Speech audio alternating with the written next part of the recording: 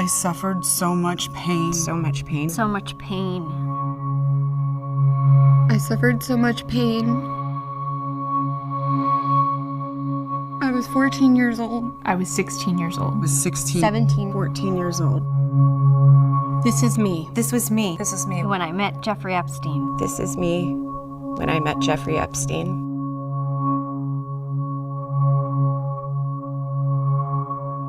There are about 1,000 of us.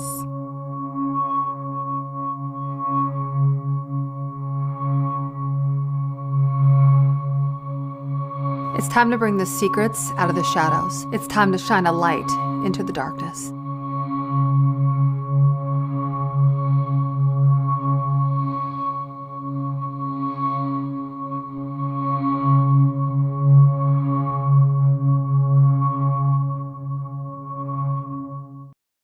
That is truly one of the most powerful public service announcements I've ever seen. One of the most powerful public service announcements I've ever reported on. And it's something that every single American should see tonight. Because these survivors, several of them in this video, who have publicly taken a stand, they have done it at the risk of their safety, at the risk of their security, at the risk of their futures. A number of the survivors I've spoken to over the past 6 months, folks like Jess Michaels, Lisa Phillips, Marika Chartouni, they all are victims, survivors of Jeffrey Epstein's crimes at different periods throughout this decades-long scheme to abuse. We're going to keep going down. We're going to keep going down this direction, and we're going to unfold this tape. And so what I'm going to need is some people already.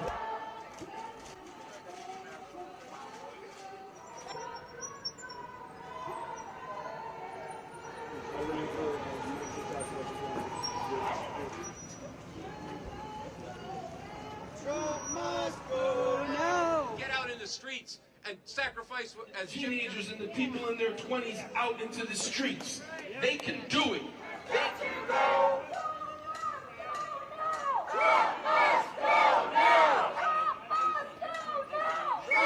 Fuck away, motherfucker! Fuck you! Get the fuck up out of here! Hey, I don't like the way. I don't suck my dick. No. I'm not going to. Suck my dick. I'm not going to.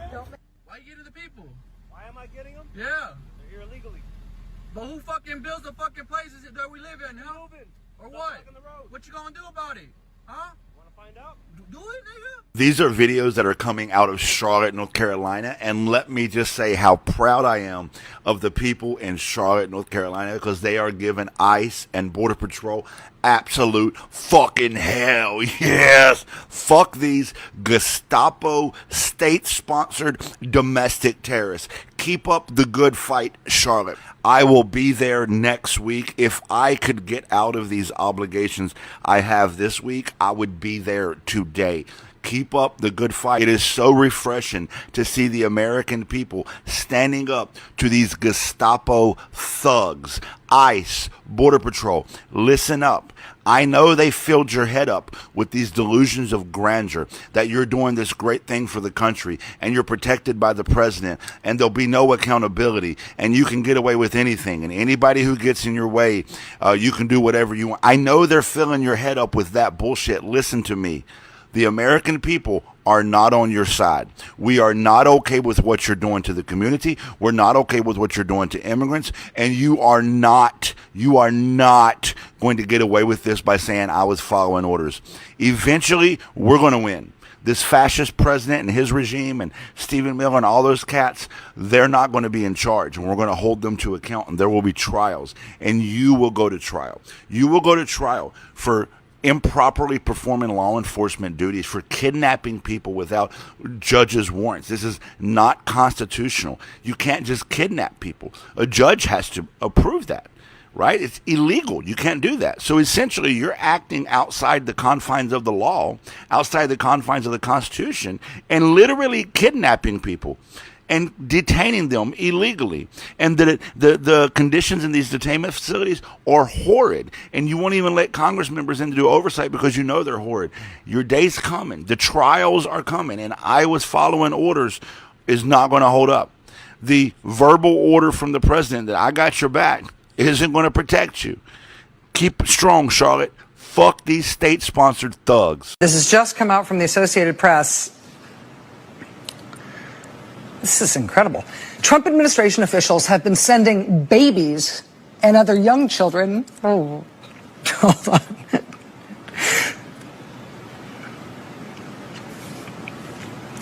To at least 3.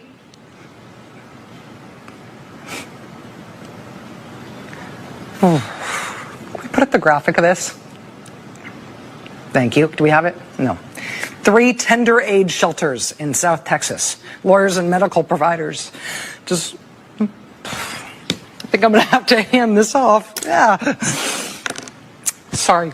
That does it for us tonight. We'll see you again tomorrow. Now it is time for the last word with Lawrence O'Donnell, where he is live in Brownsville, Texas. Let's say you're right. I'll grant that you're right, and he's on the list and all the things, and you're right about all the accusations you've been making. Why is it wrong that he did those things? Are you asking me why it's wrong to rape children? Yeah, I need you to tell me why it is wrong in your eyes to rape children. To do that. Yes. Do you need me to repeat it? Can you not hear me? Do you have too many cocks in your ears, or what's up? Why is it wrong? Is that too hard of a question?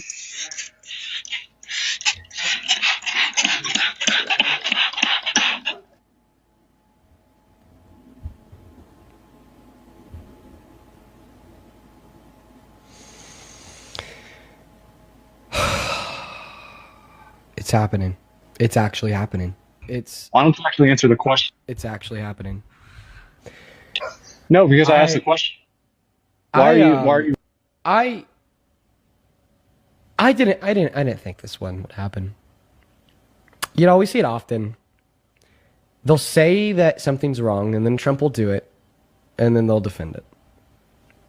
Did that with J6. Did that with the J6 pardons. Did that with the Medicaid cuts. Did that with the SNAP cuts. Just didn't think they'd do it with child rape. Obfuscating. Let's just get to the fucking point, bro. I just didn't think they'd do it with child rape. And now we're seriously at that point where Trump's supporters are now saying that it's not wrong to rape children and asking why it is wrong to rape children. Y'all, I've tried to record this video so many times. I don't know why I keep trying. I'm going to try again.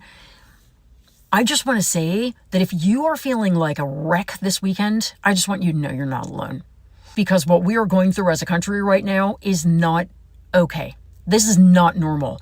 This is not normal partisan politics. This is so far beyond that. We are uncovering a ring of influence and cruelty and sadism and deceit and corruption that is so huge.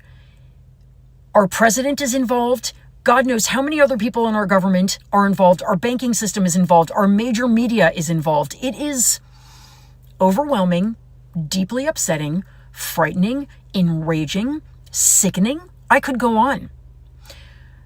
But what I want you to know, if you are just a decent person who cares, if you are a parent, I am a parent to a 16-year-old, I am apoplectic at people like Megyn Kelly saying that this is okay, at people in the Republican Party still trying to pretend that this is normal, at people calling into talk shows and saying, well, you know, what's the big deal?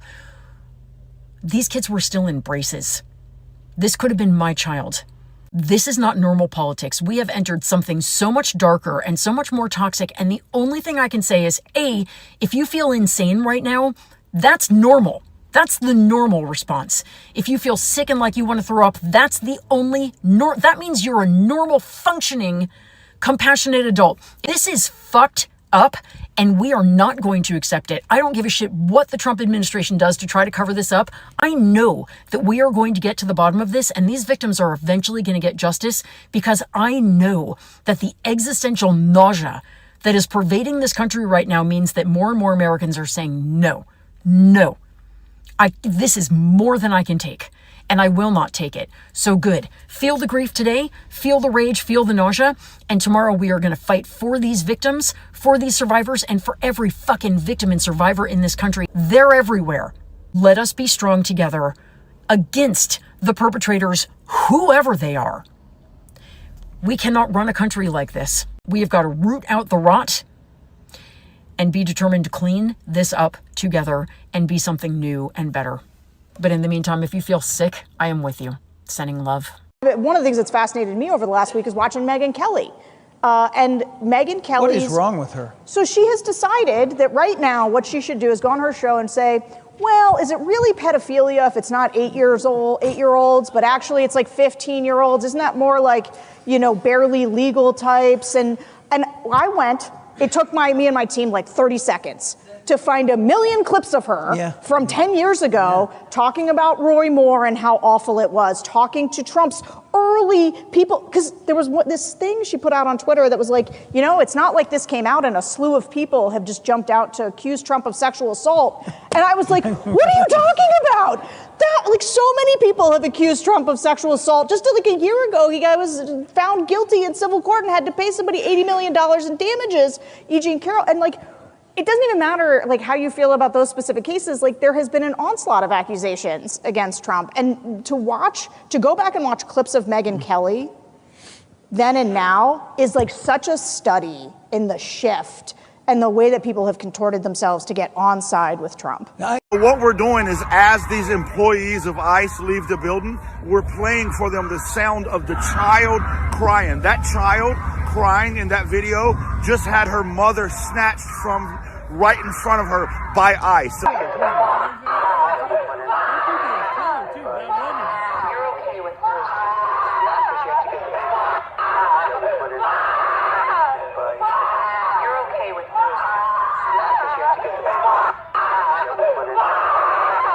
After her mother was kidnapped by fucking ICE, she was crying like that. So we're making sure they get to hear the cries of that child who they helped her mother be kidnapped. I don't care if you're IT. I don't care if you're fucking admin. I don't care what you do in this godforsaken Gestapo-ass building. Quit your fucking job.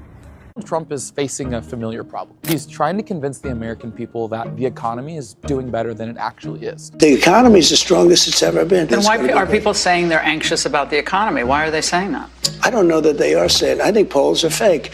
We have the greatest economy we've ever had. We saw similar frustrations in Biden's administration. And last week's election results and exit polling is the newest indicator that Americans ultimately aren't very happy with where the economy is at right now. Now, we have some new MSNBC reporting that says inside the White House, there are growing frustrations with Trump and saying that he is messaging too much about international affairs and not focusing on what affects Americans most, their pocketbooks. Now, the question here is, will Donald Trump adapt his messaging about affordability? Because he said in recent days that there's no issue with the way that he's messaging affordability, and that ultimately it's the media coverage that's the issue. They said, oh, I don't want to talk about affordability. The reason I don't want to talk about affordability is because everybody knows that it's far less expensive under Trump than it was under Sleepy Joe Biden. And the prices are way down. I've been watching the TV all day saying that he doesn't want to talk about affordability. That's what he's working on every day, and that's what I'm talking about right now. But you know why they refuse to cover it? Because they're fake news. Now, after last week's results where the Republicans lost across the board, this White House official tells me they're not going to lose too much sleep over the election results, but this should serve as a wake-up call for the White House that if they don't shift their messaging on affordability, looking ahead to the midterms, they may be at risk of losing their majority in Congress. A rough couple of weeks for Donald Trump. Humiliating election losses, the worst polling of his presidency, and persistent questions about his relationship with Jeffrey Epstein. But through it all, he has managed to find some time for his true passion. I'll show you something. This is the equivalent of what I do with the ballroom.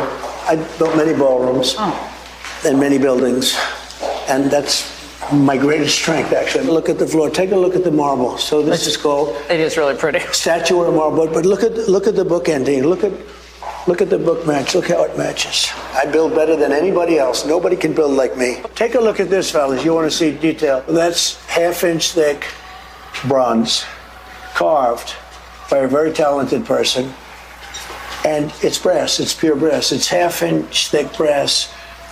And you can't just do that. That's, you look at that, that's quality, right? I mean, I gotta say, he seems genuinely happy when he's talking about that stuff. Things like marble and paint and the width of brass just seem to capture his attention in ways that most parts of the presidency don't seem to.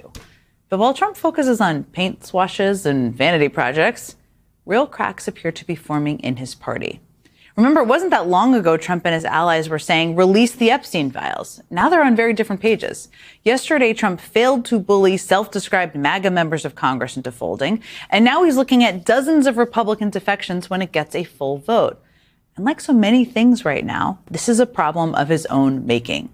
I mean, Trump has spent over a decade demonizing immigrants and telling his supporters that they are poisoning the country.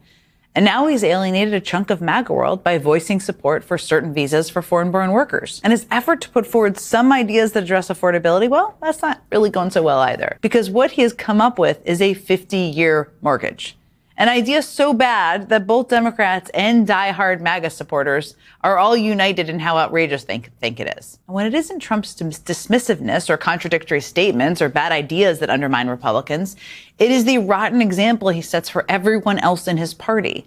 Remember when he demanded that his own Justice Department pay him $230 million as compensation for the very legitimate federal criminal investigations into him? Well, that made it not so surprising when some Senate Republicans tacked onto the spending bill a way to get their own enormous payouts from the government if and when their phone records, like say around an insurrection on the Capitol they work in, are very legitimately looked into. That provision is so obviously corrupt that, you guessed it, other Republicans are furious about it. Even Speaker Mike Johnson is piling on, and now saying the House will have a standalone vote to repeal the provision put in by Senate Republicans. Needless to say, none of this is a sign of a healthy, cohesive party. Cracks are kind of shown everywhere. And it's all thanks to one guy. At this point, they might all prefer he spends more time on interior decorating. So what can Democrats do with that dysfunction? And how can they use it to their advantage, both politically and on key issues they really care about? Look, at this point, you'd have to be living under a rock to miss the videos of Donald Trump destroying the entire East Wing of the White House. But the real question is, who is paying for Trump's gold-encrusted ballroom?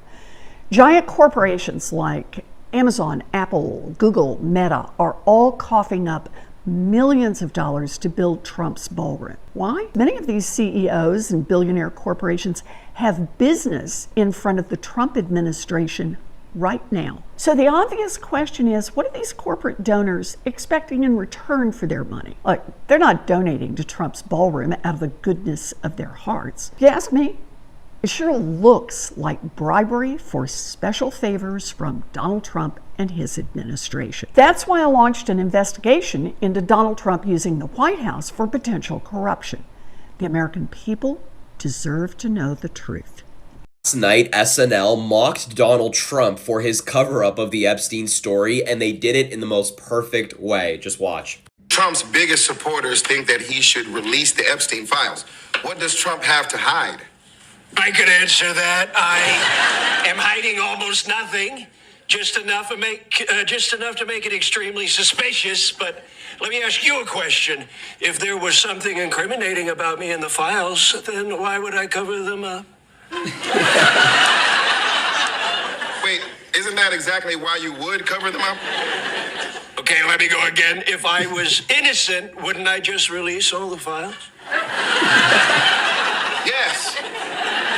Again, I think you're agreeing with what everyone is saying.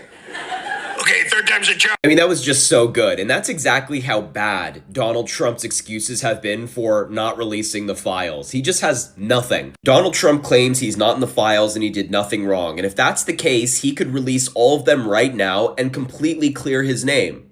But he's not, and there's a reason why he's not, because maybe he's in there and he did something he shouldn't have. Just something to keep in mind. But shout out to South Park, SNL, and these late night hosts who continue to mock Donald Trump despite him trying to cancel them every single week. We have some pretty big news right now. Lisa Murkowski, a Republican senator from Alaska, will be voting yes on releasing the Epstein files after just voting no 2 months ago in the United States Senate. This is a pretty important shift. Remember, Epstein survivors need over 10 Republicans in the United States Senate to break from their own party to create a veto-proof majority in the Senate. Lisa Murkowski is the latest one to break from the president, to break from her own party, and will be voting yes, in what seems to be a situation where the dam is really starting to break. Now we'll see how many other senators come out in favor of releasing the files. Now some people will say this is just Lisa Murkowski falling in line. Donald Trump said, vote to release the files, and now they're voting to release the files. But folks, people need to remember this isn't just about Donald Trump.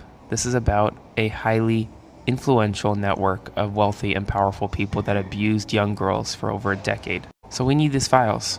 The public deserves them, the Epstein survivors deserve them, and today, we're one step closer to getting them. Spread the word, follow for more. This is no time to give up. It's time to get up. Get up now, get up. This is no time to give up. It's time to get up. Get up now, get up. It's time for the Trucker John Livestream.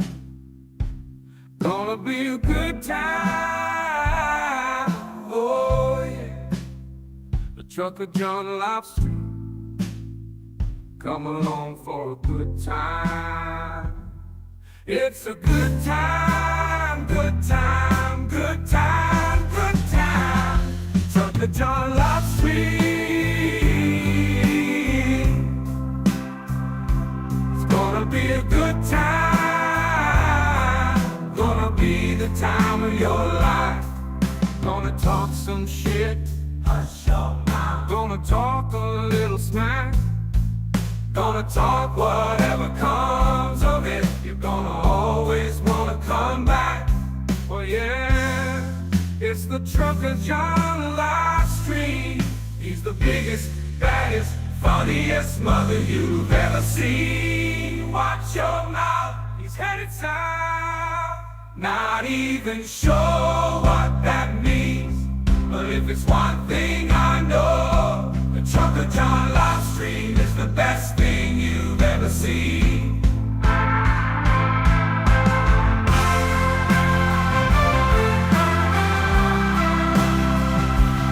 And now, ladies and gentlemen, the moment you've been waiting for. Trucker John.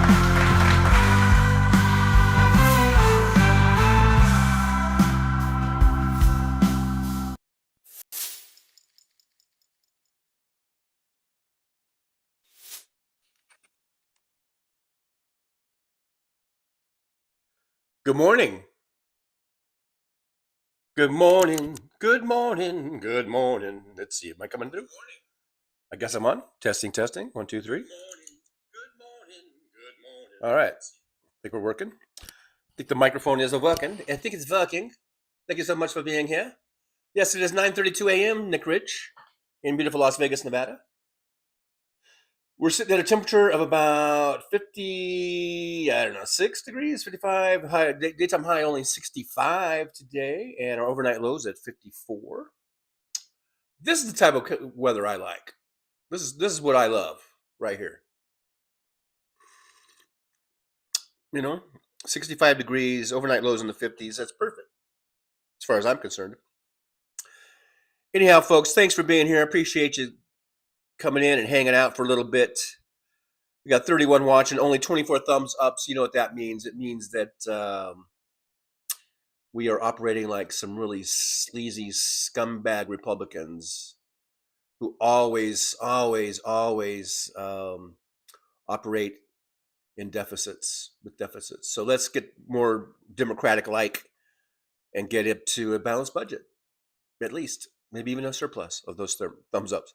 So anyhow, thank you so much for being here. I came on early today. Monday, Wednesdays, and Fridays, I usually come on at 11 a.m. Pacific time. I came on at 9. We started at a little after 9.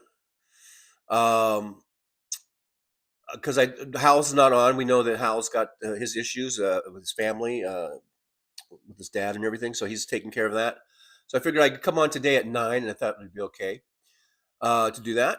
And then also what I want to, I guess, a little programming note. I think for the foreseeable future, Mondays, Wednesdays, and Fridays, I'm either going to be coming on at 9, like I did today, 9 a.m. Pacific time. So you East Coasters is noon, right? Just add 3 hours is all you do. and or I might not be coming on at all because the 11 a.m. thing is not working for me right now. Just as an update for those of you that know or don't know or forgot, I don't have a car right now, and I've been skipping a lot of work lately because it's just a pain in the ass to get to work. Taking the bus, a 20-minute drive by car is taking 2 hours to get there by the fucking bus. So that means I got 4 hours of transit time there and back. And if I don't get going early enough, then I just don't go, because that means the later I get there to work, the later into the night I work, and then the later I get home. So then I get home at 3:30 or 4 in the morning, and then I got to try to get up and try to do a show or whatever. So and it's just this sort of cyclical. It's like a cycle. It's cyclical thing. So it's just not working. It's just not working right now. So expect Mondays and Wednesdays and Fridays to be kind of weird, cyclical. Thank you, Michael. To be kind of weird. Either I'm going to come at 9 a.m. or I won't come on at all. Or maybe if I get home early enough, because if I leave early enough for work and I get back early enough, maybe I'll do an impromptu in the evening or something. So Monday, Wednesdays, and Fridays for the foreseeable future are going to be kind of weird as far as the show. It's not going to be the normal 11 a.m. time. It's just going to be we're going to be up in the air because I got to get to work more. Otherwise, I will be back out on the street again, and we will be doing some more videos about me getting evicted. So. Yeah, so we're sort of not crisis mode, but I got to change the programming times here, the show, the start times, and get that until I can get a car. Getting a car is really the key thing, and I've been saving up. I'm trying to find something cheap and reliable that I can get back and forth to work. Because if I can get the car, then I could do the 11 a.m. I could do the 11 a.m. to start times here. It's only a 20-minute drive. So it's no big deal. But there's sort of like this window of catching the bus. If I don't do it, then I don't even want to go because I would get there just way too late. So anyhow, there's that little thing. Just to let you know, and I know you guys have your lives, and you probably won't even remember any of this, or and then Wednesday's going to come along and go, "Where's Trucker John?" or whatever. So anyhow, but at least I told you, and maybe it'll register somewhere in your mind. Like, oh, that's right, he's got to go to work. So anyhow, just going back to the chat, I believe I'm all the way to the beginning of the chat here. I see Sandy Foltz was here. Sandy looks like was from there first and says, hi, everyone. Paul Burrows in there from Idaho, up there going to work in Idaho. Suzanne Forsepi was in here. I don't know if Suzanne is still here or not. These are pretty early chats from a few hours ago probably. But anyhow, Paul Burrows is there. We got Nick Rich coming in, like number 6. Good day, loungers, 8:59. So Nick Rich coming in at 8:59 a.m. Thank you, Nick Rich, for being here. I appreciate you. Nick Rich, has TJ been on time ever? Nick Rich, quit your bitching. No, look, man. If I came on right on at 9 a.m., then there would be 3 people in here. What you do is you let the room kind of fill up a little bit. You get some people in here. Now we got 34 watching, 31 thumbs ups. We're almost to a balanced budget. We're trying. You guys are trying to operate like good Democrats. I can see the effort. I appreciate the effort. And by the way, hit the share button, you guys. Most of you that come in here are sparklers, I would say. So there's no reason why I don't have 2,000 sparklers in my chat room right now. So you guys, you need to do your share too. Hit the share button. Do your share by hitting the share button. There's no reason why I shouldn't have 2,000 sparklers in this chat room right now. Other than the fact that I'm, 1/100th of the talent of Hal Sparks. I was trying to think of some small number. So you guys give me the math. Is 1/100th? Is that accurate? Maybe I might have overstated it. I don't know. But anyhow, I'm 1/100th or some sort of tiny fraction of the talent and the intelligence of a Hal Sparks. So I guess I get 1/10 or 1/100th of the audience. Anyhow, guys, thanks for being here. I do appreciate you guys coming in and hanging out. And the people that do come in here, you guys are lovely and really cream of the crop. So as far as I'm concerned. So thanks for being here. Victor Harshman's here. Victor says the Republican infighting is priceless. Yep, fight, big bag of rats. Let's get our popcorn out and watch them do it. Let them tear each other apart. Absolutely. Lady Jocka, otherwise known as Karen Ames from the Victor Valley, my old stomping grounds, is here. Good to see you, Karen. This is Karen says good morning. Good morning. Good morning. Good morning. Good morning, everybody. We got Anna Moore. Hey, Anna Moore. Good to see AM on your AM on the AM dial. Thank you, Mr. Spock. Live long and doth prosperous. Thank you for being here. Now, I do have the big orange thing here. I didn't get too many memes today, but I did see this one last night, and I thought this was interesting because highlights just the sort of pettiness and oops, there I hate that. I always do that. When I'm trying to zoom in that thing, then I end up zooming myself in, and I hate that when I do that. But anyhow, and I don't know if I was able to zoom all the way back out or not. I'll sit back here. Oh boy, that sneeze just snuck up on me. But anyhow, just kind of highlighting just the pettiness of this president that we have now, the current president. He hates Obama so much that he hides the portrait. He won't put the portrait of Obama up, or he puts it in some place where no one will see it. So, as the little meme there, or I guess you call that a meme or caption or whatever, it's what it says. It says Trump may not hang it, but we can share it and flood the internet with it. So I'm doing my part. I'm flooding it to 37 people right now. And maybe a couple hundred who will watch on replay. So there we go. There's the Obama portrait that Trump doesn't want anyone to see because he's a petty, vindictive little bitch. Trump. As well as a Bill Clinton says he gives good head. So I guess he gives good head. Probably not. He probably wasn't good head, actually. But let's see. Who else we got here? I got Search for You. Search for You. Heart-reaching. Yeah, the intro. Lots of stuff in there. The survivors, the Epstein survivors. That is really powerful.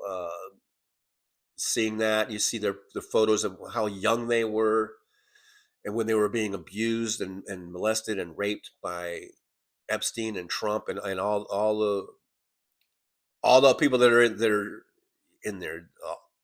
Who knows how many thousands of people, big, powerful, rich heads of state, the titans of industry. You know, they're supposed to be the pillars of our communities, and they were in there fucking, raping these chicks, these girls, these young ladies, these young girls. They were girls, they were children, and it really that's a powerful message. And then the other intro, the other thing where this Republican Party is supposed to be they've always said they are the party of family values. Right? And for years they've been accusing Hillary Clinton of being a pedophile and Bill Clinton of being a pedophile and just about anyone with a D next to their name of being a pedophile and having all these rings. But now we see this is just fucking pure projection on their part, and we see the lengths they're willing to go to protect and defend this fucking pedophile president that we have, this pedophile rapist president that we have in office right now. To the point, to the point where a caller will call into that one guy's show and ask him what's wrong with raping children. What, you know, it's just heinous, and the whole Megyn Kelly thing. You know, it's just such hypocrisy. As Randy Rhoads would say, she would say something like, you know, they twist themselves up into all of the positions of the Kama Sutra or something. You know, only Randy Rhoads could say something, could pull that off. But anyhow, so yeah, really a lot of stuff in there with the intro, and it was really was heart wrenching today. But also a little, you know, I like to see the fight, the spirit. You know, the Jolly Ginger guy in there. You know, telling them to fuck off. You know, so we've got fighters. We got fighters in here. Let's see. There's Paul Burrows. They're puff and passing. Michael McAndrews is here. Michael, good to see you. Thanks for coming on in. I appreciate you. Michael says, I don't like Trumpy and his Nazi gang. Me either. Me either, Michael. I don't either. Don't like him. Not gonna like him. William's here. Hello, William. Otherwise known as user PH9WT3UE7C. From henceforth shall be known as William. Is here. Thanks, William.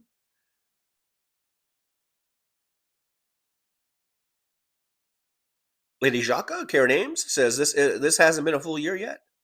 Anna, I hope the Epstein files take them all down. Me too. Me too. Josh Sees is here. Always good to see Josh Sees in the driver's lounge, and I will never stop saying it that way. And Moore says impeach 47. Trucker John chimed in, said the party of family values. Hey, look at that, Trucker John. Who the fuck is that? Some trucker, some wannabe trucker? Or is he a real trucker? I wonder. He's probably a fake trucker. Probably never drove a truck in his fucking life. Fucking fraud. Probably a bot. The Trucker John 3, probably a bot. Troll bot.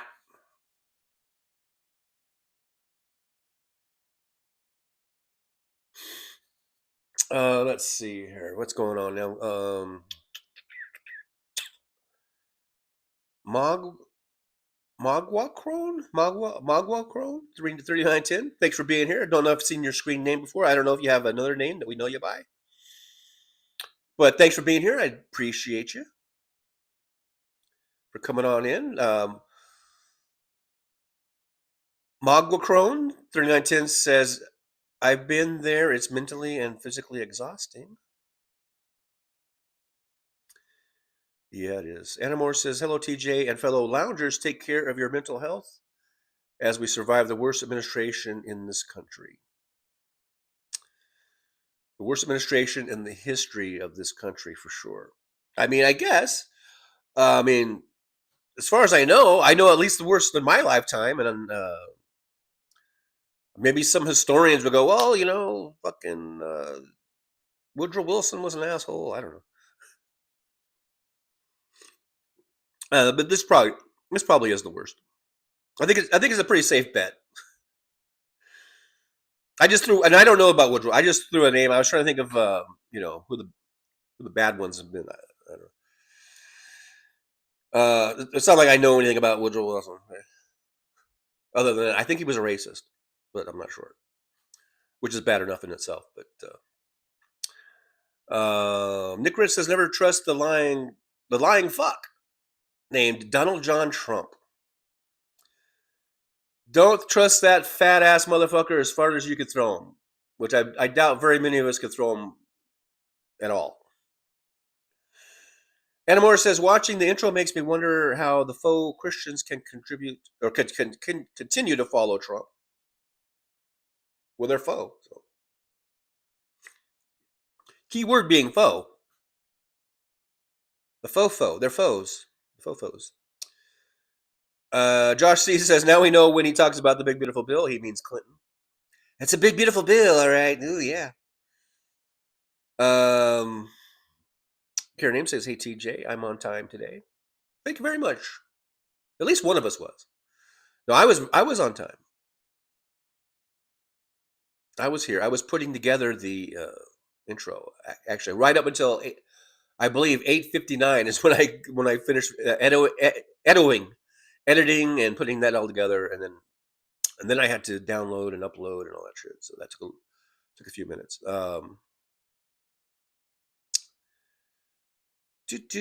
Terry Taylor's here. Hey, Taylor.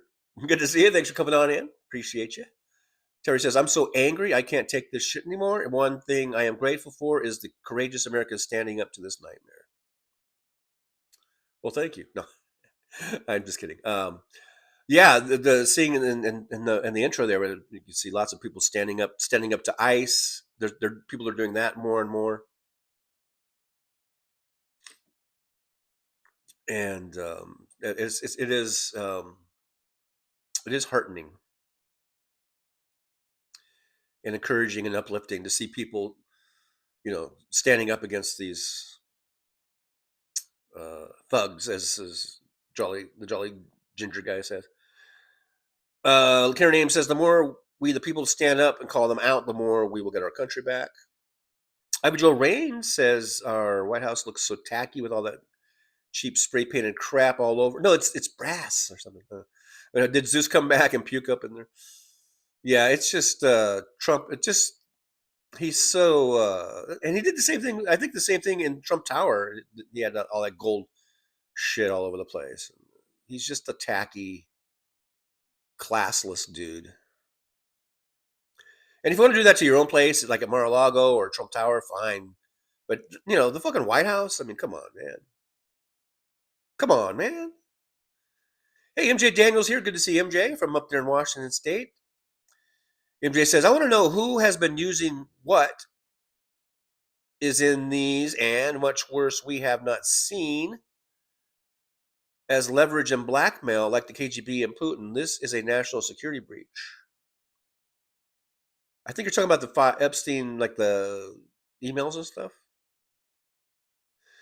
And we've seen in some of these emails that, like, Jeffrey Epstein had a direct pipeline to Putin. He was in communication with fucking Vladimir Putin.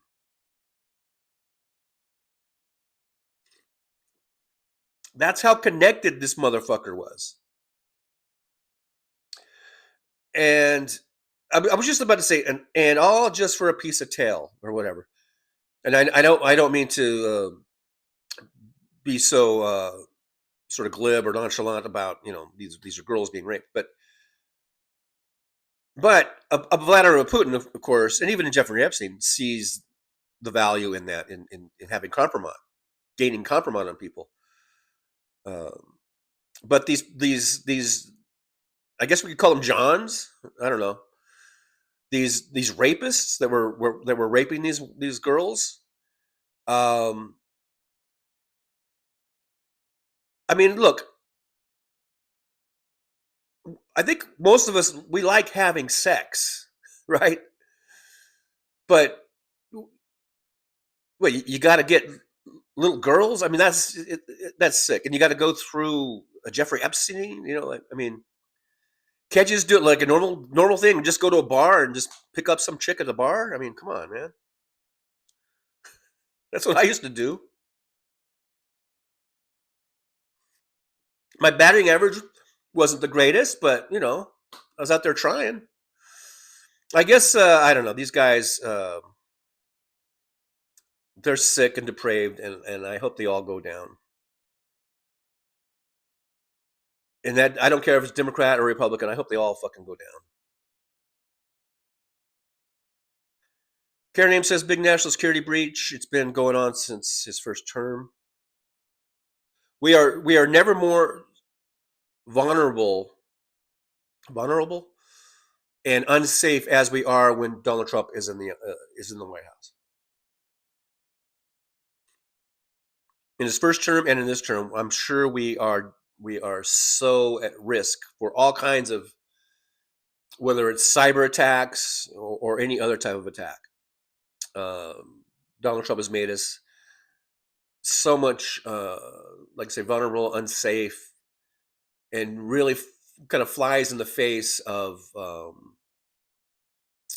Republicans think of being the strong man and shit. But we are not safe, and thank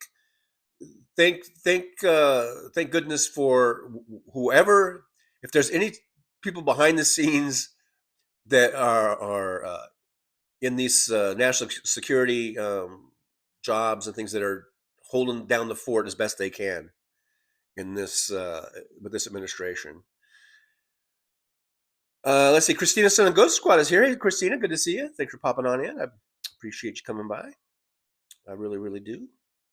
There's Terry Taylor. Did I say hi to Terry Taylor already? If not, I'll say it again. Hello, Terry Taylor. Thanks for being here. Thanks for coming on in. I appreciate you. Let me skip on down. I'm skipping on down to the east side or something. I don't know. Let's see. Michael Andrews, Trumpy's Little Secrets.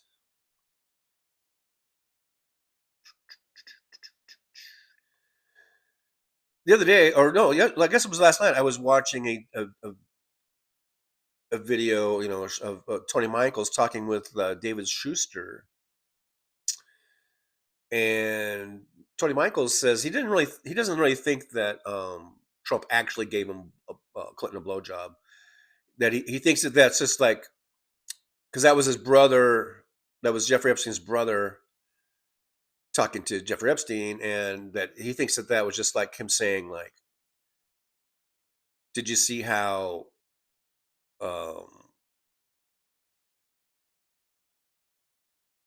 maybe like it was more like how Trump was maybe like kissing his ass or kissing up to him or something like that. He doesn't think it was literally a blowjob, which I think could be true.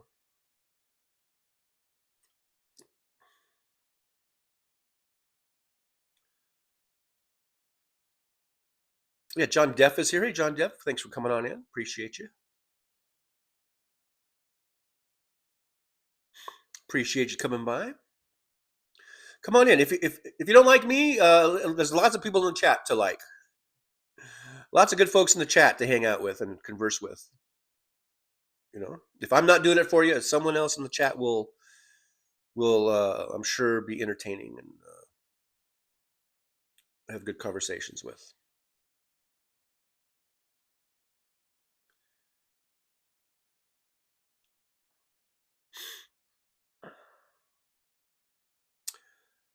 Victor Harshman, I've been busy anywhere on Hell's father. As far as I know, he's still in hospice and is still with us. As far as I know, I haven't heard anything probably since, I don't know. I always try to check like Andrea's on Facebook or on Discord to see if there's any information. And I as far as I know, Hal's father's still alive. And I hate this. The way I just said that, it came out of my mouth. That sounds like a weird thing, like we're like we want him to hurry up and die, and I don't. That's not what I meant. But Hal's still with his dad and his family, as far as I know. We got Vaikika.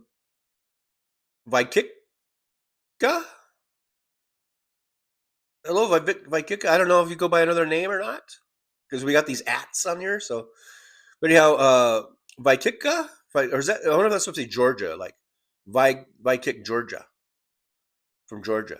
I don't know. But anyhow, good. It says good afternoon, TJ and loungers everywhere. Good afternoon to you. Thanks for being here. I appreciate you coming on in. And if there's another name you would like me to call you, or that we know you, maybe because some of these names are different than what we might know someone as. Just let me know. Let me know. Roxanne79 is here. Hey, Roxanne, good to see you. Thanks for popping on in.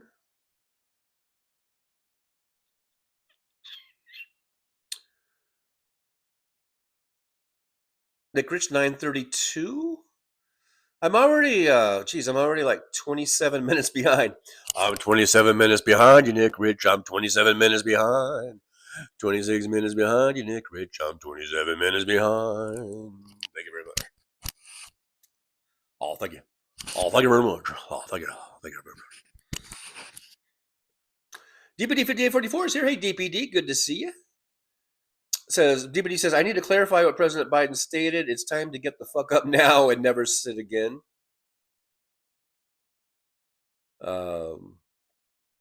Yeah, get up. Get up. Jolie says, hey, just going to be here until Aaron comes in a few. I'm feeling really sick. Oh, Jolie, I hope you feel better. Yeah, go and lay down or whatever. Get some, whatever you need. You're probably already, it's 27 minutes ago, so you're probably already gone, but hope you feel better. Really sorry to hear that you're not feeling well. But disappointed that you're not a trooper. No, I'm just kidding. I'm just kidding. You know, like a trooper and staying in there. I'm only kidding. I hope you feel better. So go lay down or go get some medicine or whatever. Mr. Buck says you should do your intro like David Lynch used to do for his webcast. He'd say he's reporting from his bunker, then give the date weather report. Okay. I kind of do that, but already, except I don't say bunker. I guess if I just added the word bunker, you'd be happy because I do everything else other than that. Cyclical, yeah. See, I'm just now where that. I'm not. That's how far behind I am. I'm just now where Michael said cyclical because I was having a hard time saying the word cyclical. By kick ga, TJ says, "I'm sorry you're having trouble right now. I want you to know that you are helping me because I'm not young. I still struggle. I see you push through, and it helps me through. Well, I'm glad to help out in whatever way I can. And thank you for your words of encouragement. And yeah, we can just all help each other, I guess, by doing what Joe Biden said and don't give up, don't sit down, don't quit, all that good stuff. So I'm glad you're here. Thanks for coming in. David Weiss from Denver's here. Hey, David, good to see you. Thanks for coming on in. And all that. Josh C says, we'll show up whenever we see you on, and we aren't busy. Okay.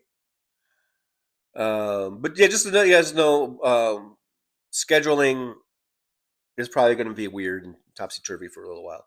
Dick Rich says, I rode my e-scooter, 40 degrees Fahrenheit for 40 minutes, a bit chilly at 20 miles per hour. Yeah, that's true. Yeah, you got to kind of bundle up, I guess. If you're riding those things, and it's a little chilly. Michael McAndrews with a $3 super chat. Thank you, Michael McAndrews. Yippee. Going out to you. I know this was probably 27 minutes ago, but thank you so much. Thumbs up and a heart. Michael says, what does this button do? Oops. Thank you, Michael. I appreciate you getting us started on our goal. We are 1/5 of the way on the goal. Josh says, don't hit the start button.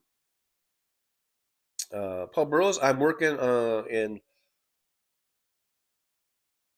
Lostine. I know you sort of sounded it out for me one time, and I guess it's Lostine River, Oregon, TJ. All right, Paul, good to hear that you're up there. Are you gathering up fish or whatever it is you do? I don't mean to trivialize it or sound like an idiot. I know you work a lot at hatcheries, don't you, or something? Something like that. I don't know.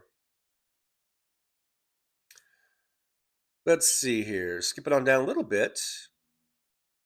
Mr. Fuck, where's your funny meme, TJ? That's it. That's the funny meme. The only other meme I had, I'll put it up. It's not even funny. I didn't have any funny ones. DBD, bless you. Oh, that's when I sneezed. It's funny. Just as I read that, I kind of feel like sneezing again. Christina Weibel's here. Hey, Christina, good to see you. Thanks for popping on in. Christina says, I just watched Legal AF before coming here, and Michael Popak hosted an event in Miami-Dade County this past weekend. The main speaker was Jamie Raskin, and it was a powerful speech. Jamie Raskin's very good. I like Jamie Raskin. He's very, very good. If Daniel massively fragile ego as he holds a grudge forever. Talking about Trump and relation. That's probably when I put the meme up there. portrait. That's probably what that was in response to that. Victor Harshman, blowing Bubba is the new Let's Go Brandon. Amanda Hayes says they're all disgusting. Christina Weibel, we aren't Democrats, we are democracy, as Mr. Raskin said. Someone's got to be democracy, because the fucking Republicans certainly aren't. They're a bunch of fascist fucking authoritarians. Michael, help me. Authoritarians. MJ Daniel, I came here willingly and I will go down valiantly. Blue Oyster Cult. Seems like fitting lyrics. I like me some Blue Oyster Cult. Don't fear the Reaper. Don't you dare fear that Reaper. He's a real creeper. Does it go like that? Christina Sun Ghost Squad says, I saw a great video today about a 14-year-old telling Megyn Kelly she's an idiot, basically. It was great. Hey, Robert Perez from down San Diego way. Good to see you. Thanks for popping on in. Robert Perez says, hey there, Trucker John. How the hell are ya? And hello to the lovely Democratic voters who are just waiting for the midterms to cut deeper into the MAGA beast's belly. I'm chomping at the bit. Can't wait to put my vote in. Of course, yeah, well, I can't wait. But MJ Daniel says, I'm sure Kelly's 14-year-old daughter is just fine with her mother saying this, right? I know. Can you imagine that? She's probably like, Mom? What? It's like, are you kidding me? And then Megan's probably like, shut up, dear. We're getting so much clicks on this, and so people are watching so much now. Ivy Joe Rain says, yesterday when I was getting treatment, I overheard a nurse say, I wonder if Dumpy spit or swallowed. I laughed so much I had tears. Oh my God. That's amazing though that this is spilling out into like pulp culture or whatever, It's not just being buried in our little circles.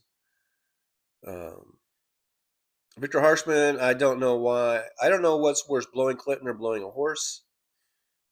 I don't know. I guess blowing a horse because it's animal and you shouldn't blow animals. Lady Jogga, they are both so gross, Victor. Mr.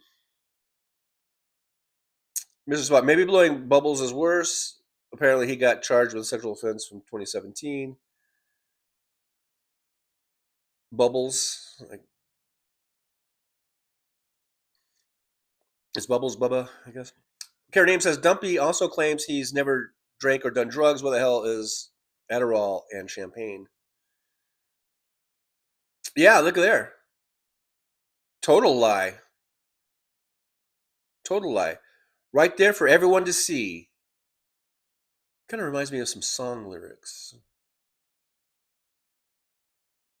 Yeah, where your secrets are out there for everyone to see. Anyhow, DPD says, yes, TJ, you are correct. Woodrow Wilson was a racist, and he also had ties to Nazi ideology. Look at there. Maybe that was a good pull on my part. Michael McAndrew says, was Trumpy a child when he gave the blowjob? I'm not sure. I know there's supposed to be something witty about that. Not sure what the point of that is. But, thank you, Michael. Roxanne79 says, did Dinky say he was going to release the Epstein files? Or was that something from The Onion? I forget. Well, he kind of ran his entire campaign on it. That's for sure.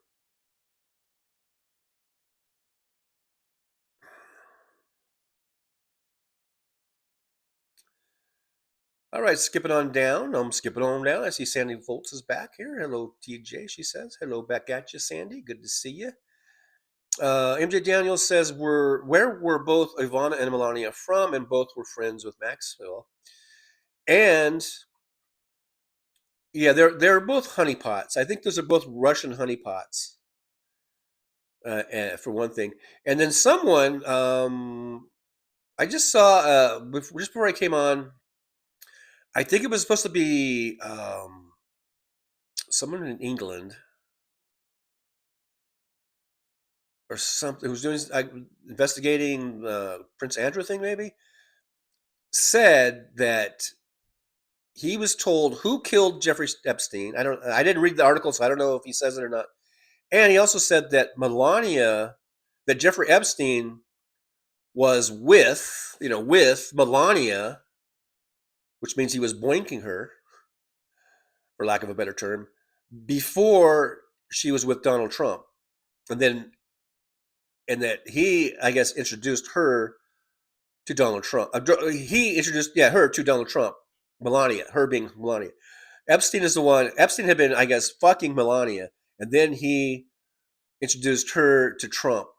And through these emails, we know that Epstein had a direct pipeline to Vladimir Putin. So it's all connect the dots, people. Let's fucking connect the dots. Let's play a little game of connect the dots. And it's not really a hard game. It's pretty much like the dots are like all lined up in a straight line, pretty much.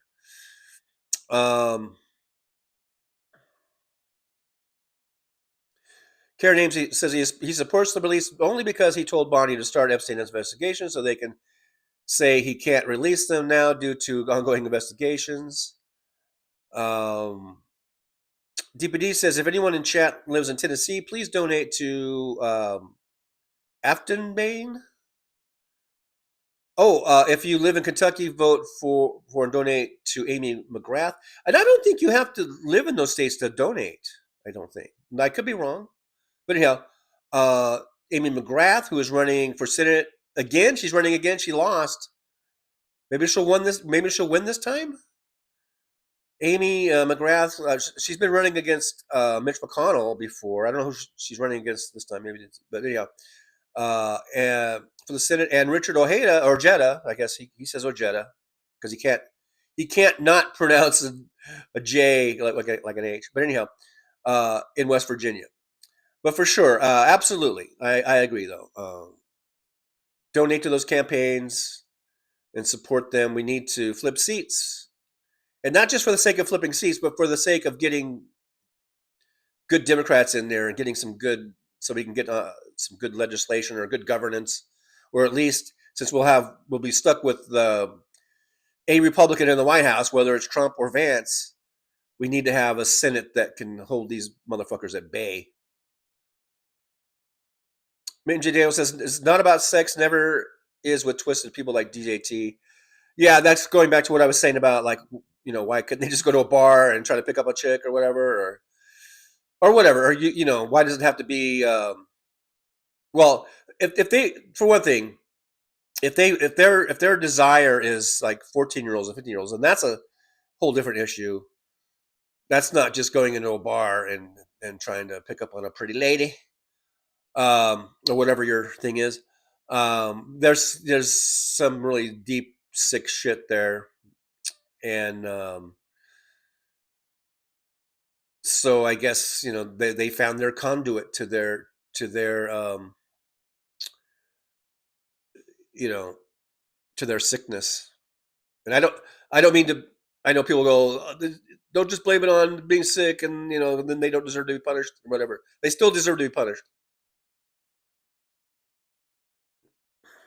But yeah, it's about power and all that too, Aaron West is here. Hey, hello, Aaron. Thank you so much for being here. I don't believe we're at full mod capacity because I think Jolie is taken ill and is going and resting, as she should. But we have Aaron West here. So thank you so much, Aaron, for being here. I appreciate you for coming on in and taking on the mod duties. Wayne Goen is here. Wayne Goen, 939, says USA commence military exercise in South Caribbean. And that is really horrible that this president would go to those extremes just to distract us from the Epstein files. But it just shows how much he's in those things. Sandy Foles says the Kansas City Chiefs had lost. Now they're in 9th place. I don't know if they're in 9th place, but yeah, they're 5-5 now. And was it Denver beat them, right? I think Denver beat them. And I know you're happy that the Bills won, right? So Josh Allen, 3 touchdowns. He ran for 3. Josh Allen ran for 3 touchdowns and passed for 3 touchdowns. So quite a performance by Josh Allen over there by the Bills. And I know Sandy Foltz loves her some Josh Allen. Victor Harshman's here. Victor says Seattle put up a good fight yesterday. Looking forward to the rematch. LA is a great team this season. Thank you, Victor. I'm looking forward to the rematch also. I am too. Hey, look, Rams jumped out to a big start. It was a 14-0 in the first quarter. I think 14-3 at the half. I really didn't expect the Rams. At that point, I thought, oh, we got a blowout in the making. I really did. I didn't expect the Ram offense to just all of a sudden stop. But, a few drop catches and, a couple of little miscues, and also Seattle defense being a legit defense. They're for real. We saw how for real they are. And the Rams defense, 4 picks.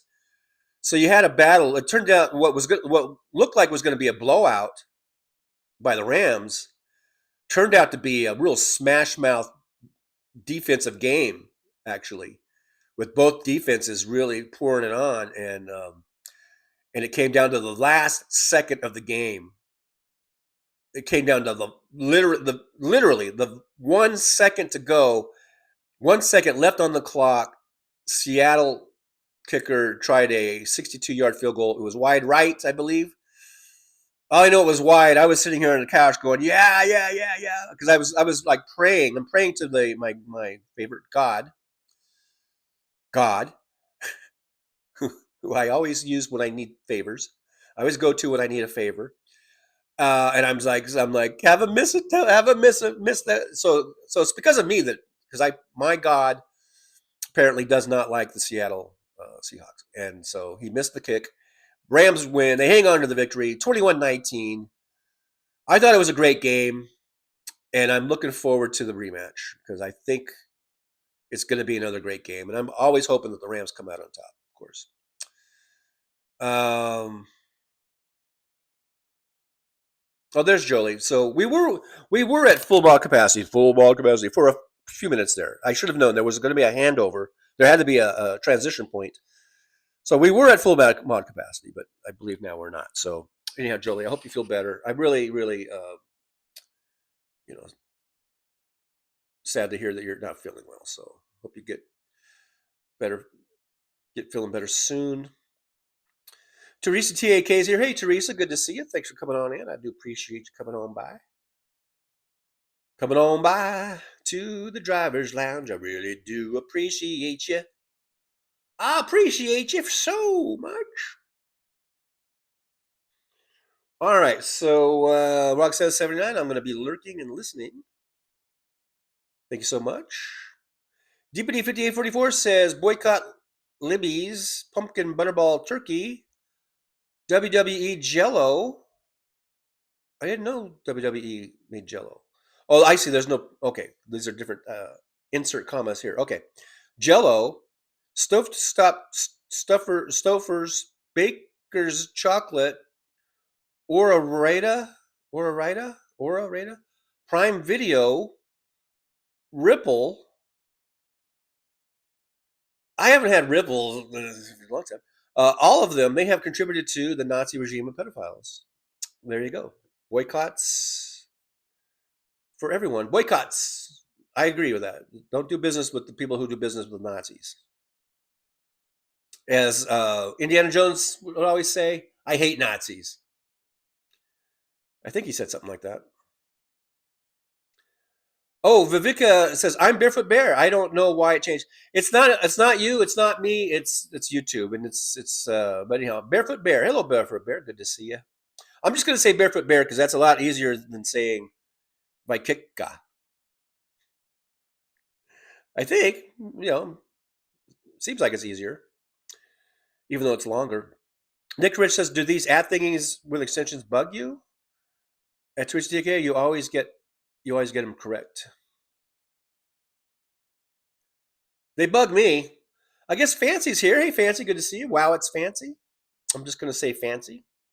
Thanks for popping on in. I appreciate you coming in and hanging out with us for a bit. Can't wait for your next video. I know Fancy's always got something going on with those videos, so check out Fancy for those videos. Josh sees the Bunker John Livestream. Yeah, so Trucker John. It's time for the Bunker John Livestream. Victor Harshman says a federal judge orders the DOJ to turn over all of the grand jury materials to Comey's defense team.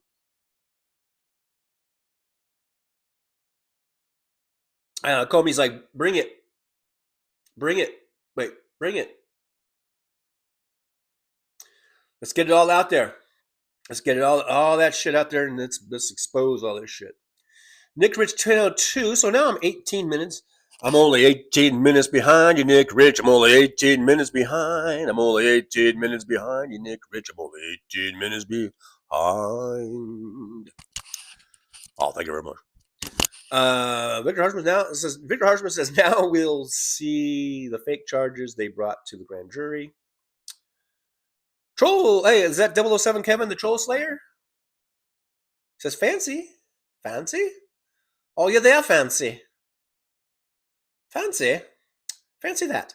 Josh C is always good to see Josh C. Says if I ever need to change careers, I think it would be fun to get into fisheries management. Oh, well, you and Paul Burrows could hang out. Troll Slayer says I saw that on Fang's show, Christina. Oh, I didn't piss. I missed whatever Christina had said about something. But I don't want to go back because I'm already 18 minutes behind. DPD with more boycotts. Boycott Domino's. Sugar Goya. Waze, the traffic app. Minute Maid. Whole Foods. Target. Buffalo Wild Wings. WhatsApp. Dasani. Or Dasani. Arby's. No! Not Arby's! No! I haven't been there for a while, but I really want to try those little steak. What do they call them? Steak chunks? Chunky steak? Steak pieces? Pieces of steak? I don't know. It looks good on the commercials. I was going to order one the other day, but I didn't. Now I'm glad I didn't because we're going to boycott them. But I might secretly go down and get me some of those Arby's steak thingies. Just secretly, I might wear a disguise. Do it so no one knows that it was me. I don't know who. I was whispering to someone. I hope you guys didn't hear that, though. Let's see here. Paul Burrows says, Josh sees fish management is what I do. Great field to be in. Sounds pretty cool. Sounds pretty cool. Barefoot Bear says, my family had a trout fish hatchery in Michigan for generations. Generations of fish management. Fish management. It's not just for breakfast anymore. I don't know. Nick Rich says, I caught a 30-pound salmon in Lake Ontario 30 years ago. Wow. Guess that's a momentous occasion. Yeah, a 30-pound salmon. I can't even imagine how big that fucker must have been. DPD for DA44 says a generic poll in rural America says that 58% of GOP Dems, 58% GOP, see, when there's no commas, it kind of throws me here. 58% GOP, Dems 36%, In suburbs, my neck of the woods, 50% Dems GOP, 43% in urban areas. Dems 66%, GOP 27%. Okay, that's in the urban areas. Isn't it refreshing that individuals in rural areas are dumb?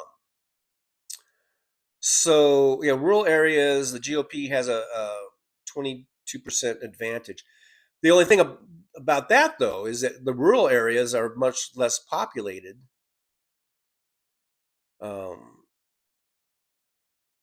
So, at least there's that. At least there's less of them, I guess. Paul Brillo says, Nick Rich, last season I caught a 28, pound salmon, and 6 of them were. Oh wait, okay. I should not have editorialized there. Nick Rich says, last season I caught 28 salmon, and 6 of them were over 30 pounds. My goodness gracious! Take that, Nick Rich. I'll take your 30-pound salmon that you caught 30 years ago, and I'll raise you the 6 I caught this last year. Take that, Nick Rich.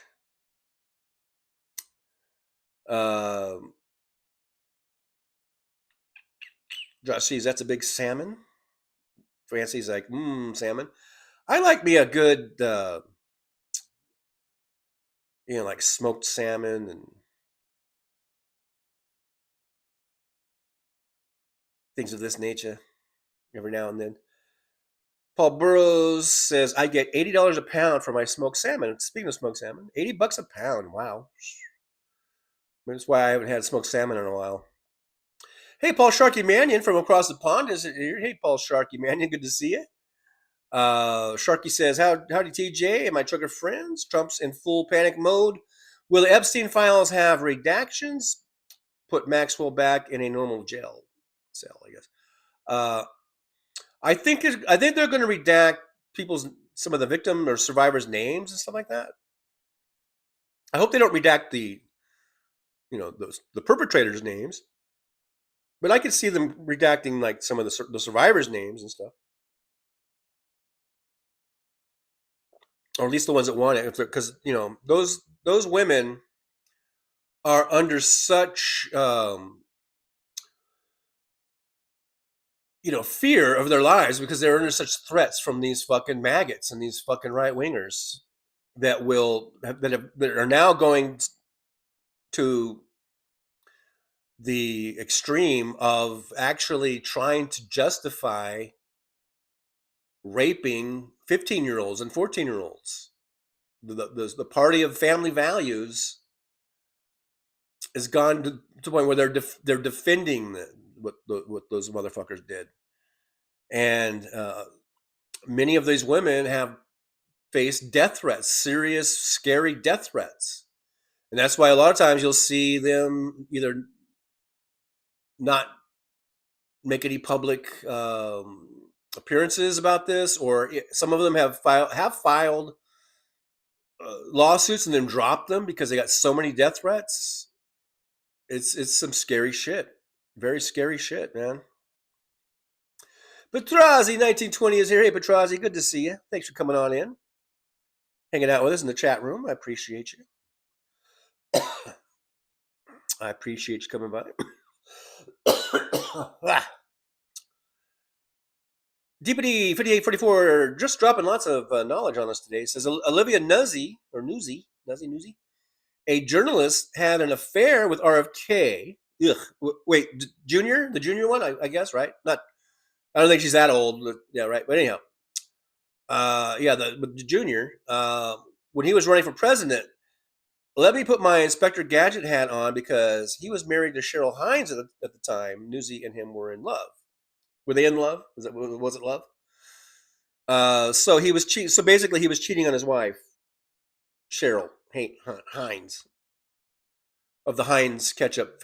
No, she's an actress. Carrie was married to the Heinz heiress. Anyhow, so he was cheating. I'm not surprised.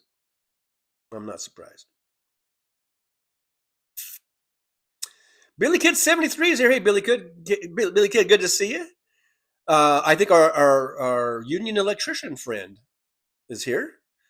Billy Kid 73 says, my Chicago Bears are in first place, first time on in forever. And boy, talk about comebacks. Right? That was a big comeback game for them, for the Chicago Bears. Was it the Bears that came back? Or did they lose? Did they lose? A tough game. I'm confused now. I thought they lost. I mean, they could still be in first place, but I think they lost a heartbreaker at the last second, didn't they? Billy Kid, let me know, because I'm I watched so many games over the weekend. Now I'm getting confused. I thought Chicago lost, but they could still be in first place. I'm not saying that they can't be in first place. Roxanne, who plays tonight? It's going to be the Dallas Cowboys playing right here in Las Vegas. I believe it's a home game against the Raiders. And funny story, I'm in a fantasy football league with my son that my son put together. And this week I played my fantasy football team went up against his fantasy football team. And we are basically in a virtual tie. It's like 77 points each. We both have 77 point whatever it is. So we're in a virtual tie right now going into tonight's game. And we both have two players. He has two players for the Raiders. I have two players for the Cowboys in tonight's game. So this is going between me and my son. This is going right down to the wire. We're tied 77-77. And we both have two players on each team tonight. And they're on, like, his are both Raiders, mine are both Cowboys. So it's just funny. And it's fun. It's a little fun thing that we do. So look at there. Fancy with a $2 super chat. Yippee. Thank you so much, Fancy. I appreciate you. I know that was probably 20 minutes ago, but I just now got down there and I gave you a thumbs up and a heart, and thank you so much. Yippee, says Fancy. And I say yippee, and she says yippee. We all say yippee. Yippee, yippee, yippee. That's right. I'm the hippie weatherman here coming at you. Remember George Carlin? Do that. Hippie, yippee, yippee. Weatherman? It's a thing he would do, and much better than I could. Yeah, Billy Kid, Cowboys, Raiders. Josh sees I was hoping to steer towards fishing, but here we are talking about football. Well, I think fishing kind of played out. Sonny Foles says the Bills players, the Rams this Thursday. Really? Are we playing the Bills this Thursday? I thought Tampa Bay was next. I thought we had Tampa Bay coming up. Have to look at the schedule. Wayne Goin, it's good to see the Bears winning. Victor Harshman says Trump's Arnold Palmer big dick rant was strange, but it's even stranger now.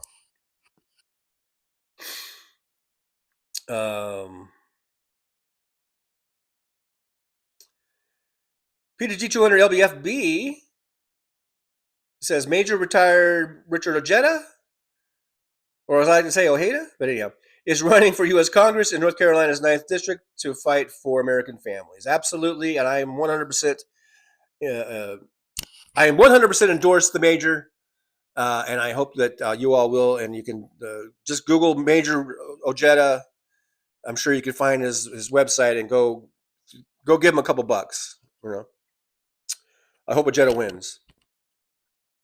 Nick Rich, 20 past the hour, so I believe I'm only 12 minutes behind you, Nick Rich. I'm 12 minutes behind. You better watch out because I'm catching up to you. I'm only 12 minutes behind. I'm only 12 minutes behind you, Nick Rich. I'm 12 minutes behind you.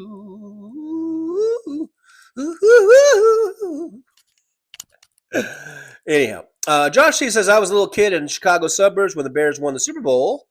Somewhere my parents have a VHS tape of them doing the Super Bowl shuffle. Yeah, I remember that music video. That was quite the time. Was that about 1985? I think, something like that. DPD 5854 says, another interesting fact, MTG indicated support for executing prominent Democrats in 2018 and 2019. Granted, all of this occurred before she ran for Congress. Hey, you don't have to convince me that MTG is still a piece of shit. I appreciate the things that she's saying now that are much more reasonable in terms of health care and releasing the Epstein files. I do appreciate that, and I agree with her on that. I'm not sure if I agree with her motives, and I certainly don't agree with her overall, her overall political career and political ideology. But Sunny Phil says, TJ, are you coming on at noon every day you're on? No, I'm not. I guess Sandy goes in and out. Sandy's busy, does things. I did talk about earlier about the schedule. I'm just gonna real quickly. I'm just gonna say my Monday, Wednesday, Friday schedule is gonna be topsy turvy. Tuesdays and Thursdays I'll still come on at 9 a.m. Monday, Wednesday, and Friday, just be on the lookout. Hit that notification bell. Maybe that'll help. There may be days where I don't come on at all. There might be days where I come on at 9. There may be days I come on at 9 at night. For all you night owls, I might come on at 9 o'clock at night, my time, which would be midnight your guys' time on the East Coast. So yeah, Monday, Wednesday, Fridays are going to be topsy turvy for a while. Victor Harshman says, my wife wants to know if you do karaoke, and if so, what's your go-to song? I don't. You know what? I think I've done karaoke. I think one time in public, and then I remember one year we got my daughter when she was a little girl a karaoke machine, and I think I did karaoke with her a few times, and then we all got tired of it. One of those things. It was a Christmas present, and I remember we did some songs and we had fun with it. I think I've only done karaoke one time in public, and that was way back, probably in 1989 or 1990. I remember I was married. My wife and I went to the Antelope Valley Alfalfa Festival, which is a big, almost like a state fair. It's a big fair, county fair type of thing. And they had a karaoke thing going on, and they had a big stage. And actually, quite a lot of people were doing it, so were watching it. And I remember I got in line to go do one. And so because my wife was like, "You've always wanted to sing, you've always wanted to perform, so go do it." So I went and did. I went and sang in front of it must have been like, I don't know, a couple hundred people, or as Donald Trump would say, 25,000 people. And I sang. I think I sang. It was Elvis. It was definitely Elvis. I think it was. Was it Hound Dog? You ain't nothing but a hound dog. I think I sang that. Gosh, it's so funny how when the years go by and the memories get a little fuzzy. But I think it was Hound Dog. So I don't know if that's my go-to. I don't have a go-to because other than that, I've never done karaoke. And I've always wanted to. And there's lots of karaoke bars here in Vegas. And I've been wanting to go to one and just do it. But I haven't. So if I did have a go-to song, I don't know what it would be. I'm not sure. I do know that sometimes if I sing along to songs on the radio or something, I go, I'll just say to myself, "Gee, I think I could sing that pretty well. It's like in my range, and I think I could do it. Maybe I would do that if I was, doing karaoke. But I really don't have a go-to because I don't do it. I've only done it once, and it was, I believe, Hound Dog by Elvis. If it wasn't Hound Dog, then what else would it be? It was definitely an Elvis song. I'm pretty sure it was, "You ain't nothing but a hound dog. You're just sleeping all the time. You ain't nothing but a hound dog." Whatever. I don't remember the lyrics, but I want to do some. I'd like to do some karaoke before all is said and done. DPD54 says, TJ, you can make your own steak bites. They would taste better anyway. You don't realize that I'm not Mr. Cook. I'm not Mr. Chef. I've got 2 little frying pans, and I've got this one griddle pan that I have to make pancakes on.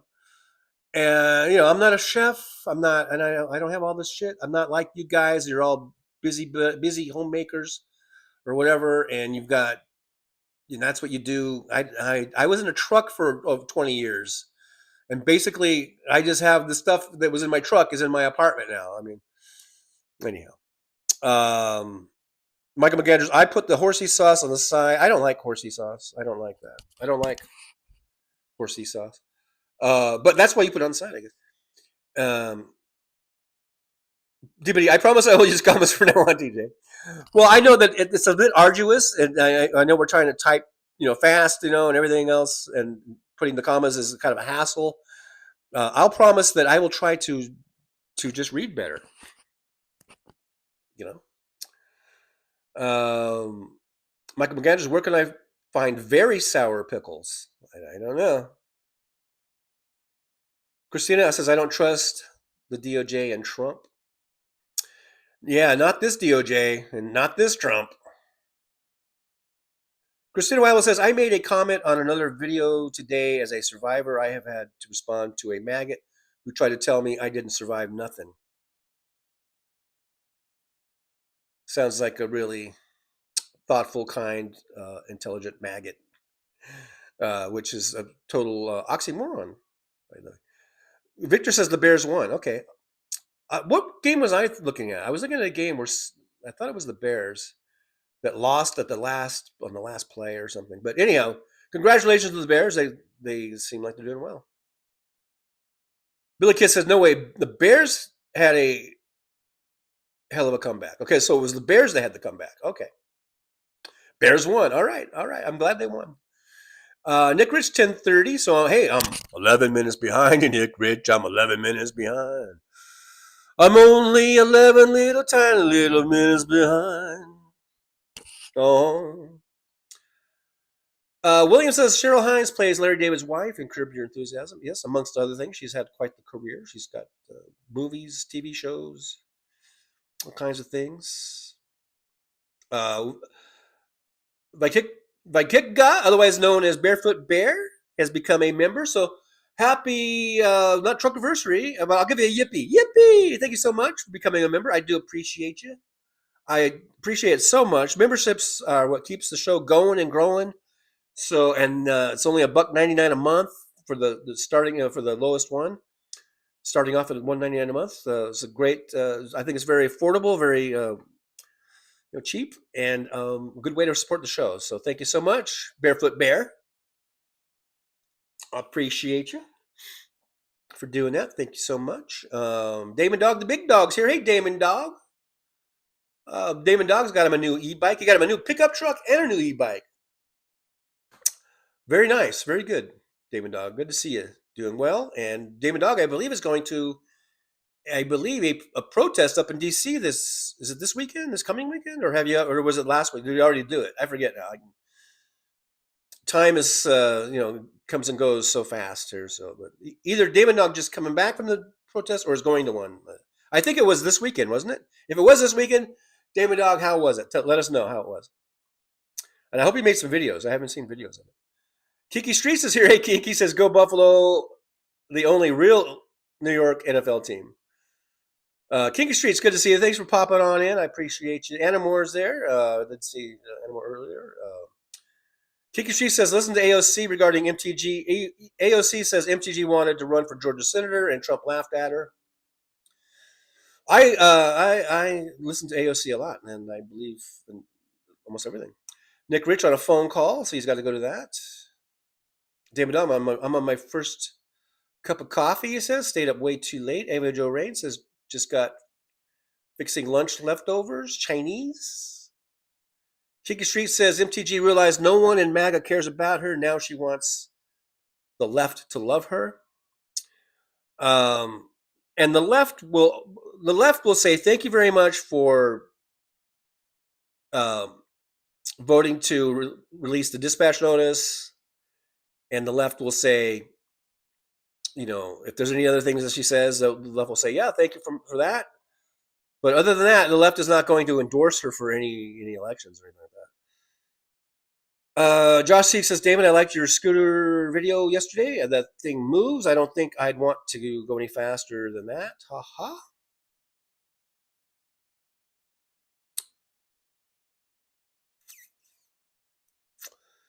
David Dog says 20 miles on a bike is fast. The wind really messes up the video. Have a windproof mic coming today. I'm glad I'm finding out now before I leave for DC. So I guess DC is going to be this coming weekend. Okay. And I imagine you're taking your bike with you. Throw that in the back of your pickup, and then you got your bike there when you're there. That's awesome. Damon Dog, I also have a better phone holder coming. It was very difficult to see the screen while riding. Look at Damon Dog getting the gear, getting all the good gear now. You're going to be putting that the other me guy on a full alert there or whatever. You're going to be taking his job. Have you checked out the other me yet, by the way? You know what? I forgot to get a water, and I'm very thirsty. I finished my coffee, but I'm going to go get a water because I'm very, very thirsty. I'll be right back. You guys talk amongst yourselves. All right? I'll talk a little bit as I'm walking over to the fridge.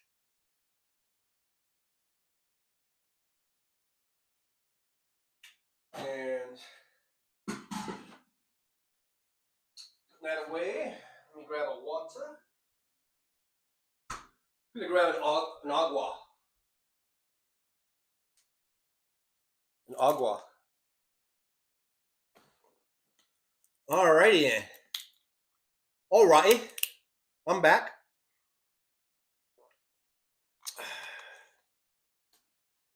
Slide this in here. All right, good. Got some nice, cool, refreshing water.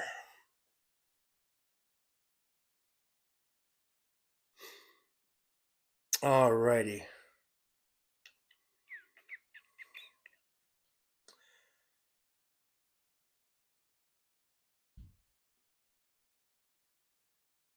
Let's see. So we're talking about Damon's e-bike.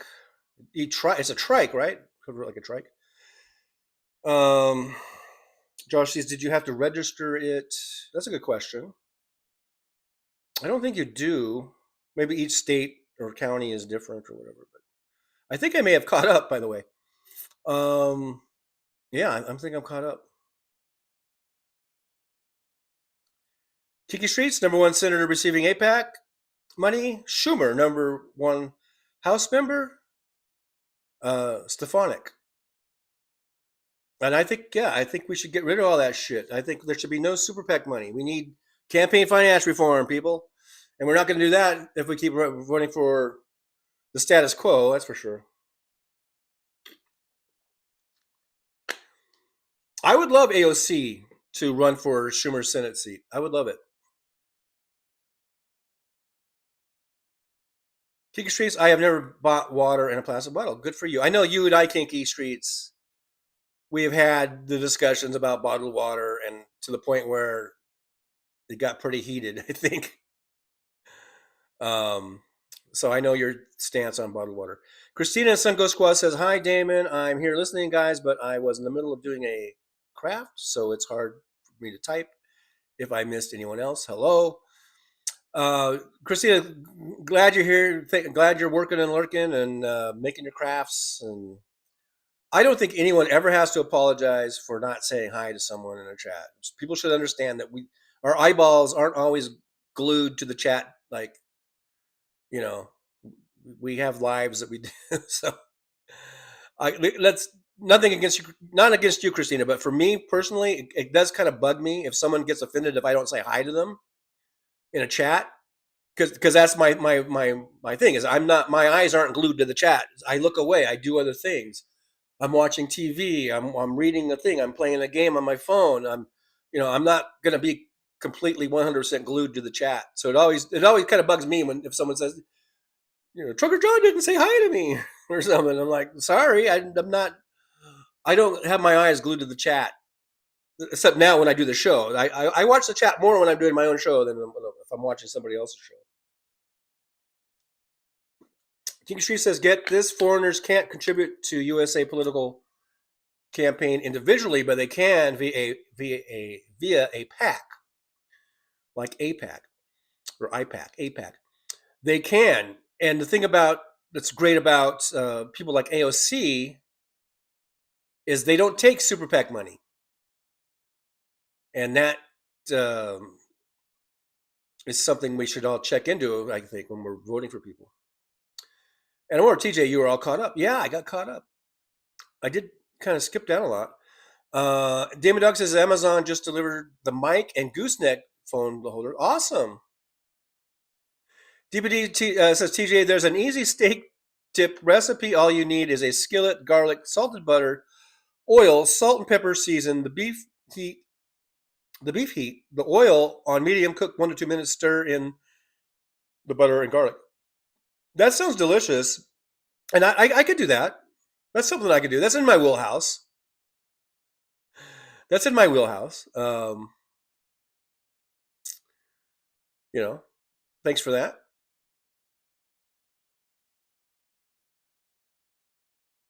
Christina and Sun Go Squad says, some places I would assume because of the tap water, like Indiana, I didn't drink the tap water. I boiled it and I used it to make coffee, and I wouldn't drink it. I do drink New York City tap. Yeah, I'm not going to get into a thing about water. You guys do you. It's an individual choice, and I respect it. That's all I'm going to say about that. Darcy says, the busier the chat, the less likely I am to say hi to people I recognize. Kiki Streak, Sanders doesn't either. I was going to say Sanders too, but I just feel like concentrating on AOC. But yeah, Bernie's cool, and there's a few others that don't. And we need to start electing more and more of those folks, so that the other Democrats will say, "Hey, look, they're getting elected, and they're taking just small donors. They're not taking big APAC or big super PAC money and big donor money, and they're getting elected, so we can do it too." So we as voters, we should try to seek out those, as long as they're good, if they're a good candidate. I mean, I would rather have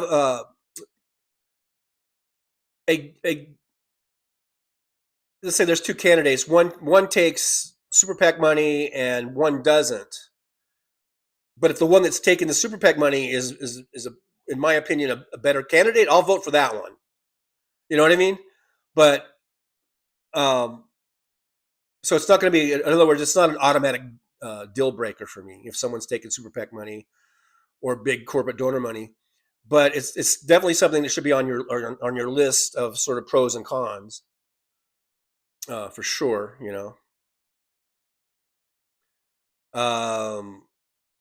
King Streets, I had to block Rose Blake.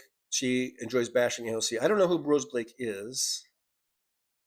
I don't believe I know who Rose Blake is.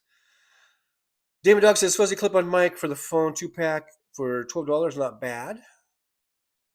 Josh sees I have fantastic tap water. Now, guys, if you guys know, I did buy a Brita, one of those Brita pitchers, and I have it in the fridge. And I was using that, but then I just realized that it's just so much more convenient. I said I wasn't going to do this. You guys, come on, you lured me into this. I'm not going to talk about the goddamn water. You guys can talk about it. I'm not going to talk about the water. Christina says, well, that's kind of how it should be, TJ. I mean, when it's your own chat, you should read it when you're just listening to maybe a topic that most is talking about, and you don't necessarily need to chat. Karen Ames says at least 130 people arrested in Charlotte, and the community is really fighting back. Good. Oh, boycott the Marriott because they are letting ICE stay there.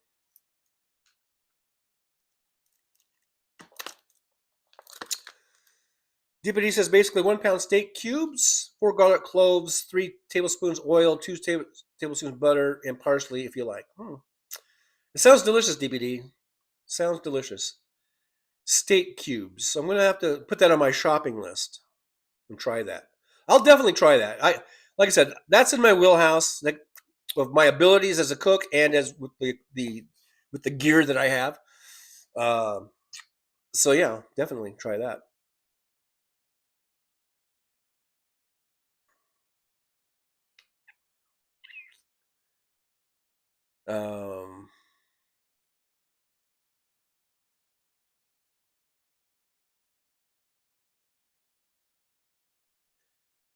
Kiki Street says, did you know that Schumer could resign And Governor Hochul can pick his replacement for remainder of term. That's what happened when Hillary Clinton left Senate to become Secretary of State.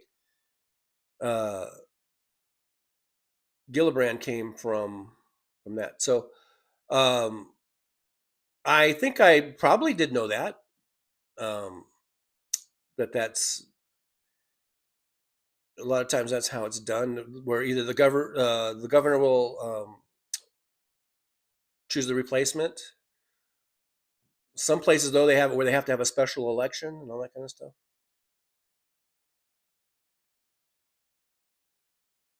Karen Ames says they had a high school walkout, and the stores all closed. This is back in North Carolina, I guess. Josh sees Kiki. He can go into eyeglasses sales. Like I said on the last show, he could go into enjoying his remaining years on this planet. I'm sure the guy is a multi-millionaire by now. He could go and just enjoy time off with his family and go travel the world if he wants to. The guy doesn't need to get a job. You sure shouldn't need to, anyhow. King Street's AOC would be a great replacement for Schumer. Yeah, absolutely. But that's up to Chucky. I guess we could keep putting the pressure on him, sending cards and letters and phone calls to his office telling him to resign. Maybe he would get the hint. I'm not opposed to that. I'm not opposed to people doing stuff like that.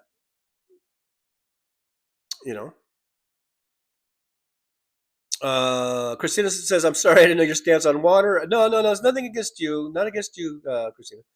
I just don't want to get into a big controversy or whatever. But you guys can talk amongst it. I just don't want to get dragged into that conversation because it can get contentious. Damon Dog says, now I got to find a chopstick to tape. Right. You know what? Just go to Panda Express and ask for chopsticks when you order. Ivy Joe Rains, I'm checking out for the day. So everyone have a great and see you soon. Bad news. Some of hair fell out. I guess it's time to shave my hair and to show that I have a beautiful bald head. Ivy Joe, the best to you. I know you said you were going through treatments and things, and so the best to you. Our best wishes and love and light to you from all of us here at Trucker John Channel and in the Driver's Lounge. And yeah, man, Sinead O'Connor was a beautiful shaved head woman, so there's no reason why you can't be too. And I hope all goes well with you. King Street Schumer's a lifelong politician. Yeah, and he needs to retire. I think he needs to retire, and I'm sure he has plenty of money to last him the rest of his life. And he should just go and let the younger generations start their thing, like AOC. She would be perfect.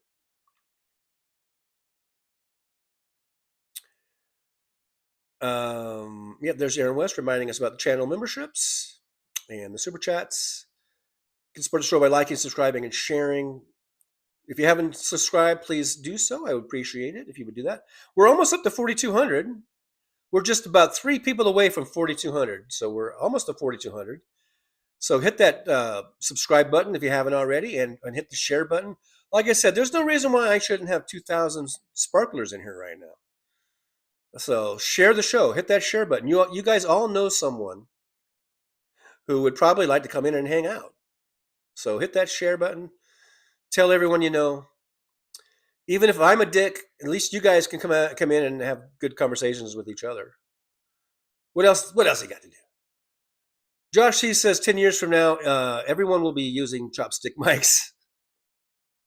And you can say you saw it here first. Right here on the old Trucker John channel.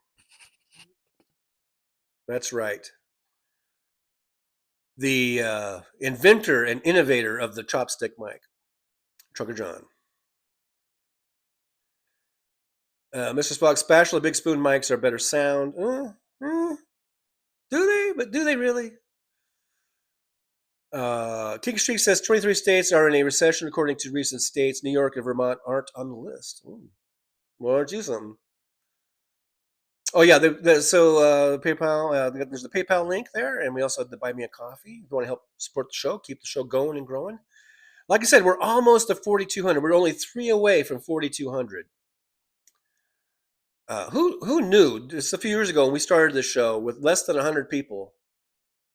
Now we're at 4,200. So thank you guys so much. I do appreciate you. DPD5844 says Jack Schlossberg is running for Congress. He's Caroline Kennedy Schlossberg's son. Good he's going with the Schlossberg name. I think the Kennedy name has kind of run its course in politics, thanks to RFK Jr. Yeah, good move on Jack there. Because there's already been a Jack Kennedy, so I hope he does well. I hope he does well there in where's he at? What state is he in? Are they are they in like New Hampshire or something? Barefoot Bear says Schumer belongs to Wall Street. Mr. Spock says carve out a soap bar for a base. TJ. No, I have a shoebox. My shoebox here is the base. I got a big giant shoebox. It's multi-purpose. It's where I put all of I got my gimbal in there, and I got all kinds of electrical cords and charging cords and all kinds of shit in this shoebox. And it's a shoebox that I took a Sharpie and I labeled it. I think I labeled it just Trucker John Livestream. It's the Trucker John Livestream box. And I put a little hole in the end of the shoebox, and this bottom of the chopstick fits perfectly right in there. And ta-da! It's a stand. It's a stand. So yeah, we got the shoebox stand for the chopstick mic.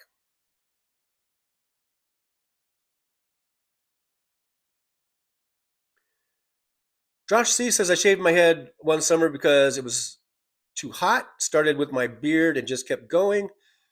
First time I felt rain on my head was really wild, kind of freaked me out. I only shaved my head one time. It was about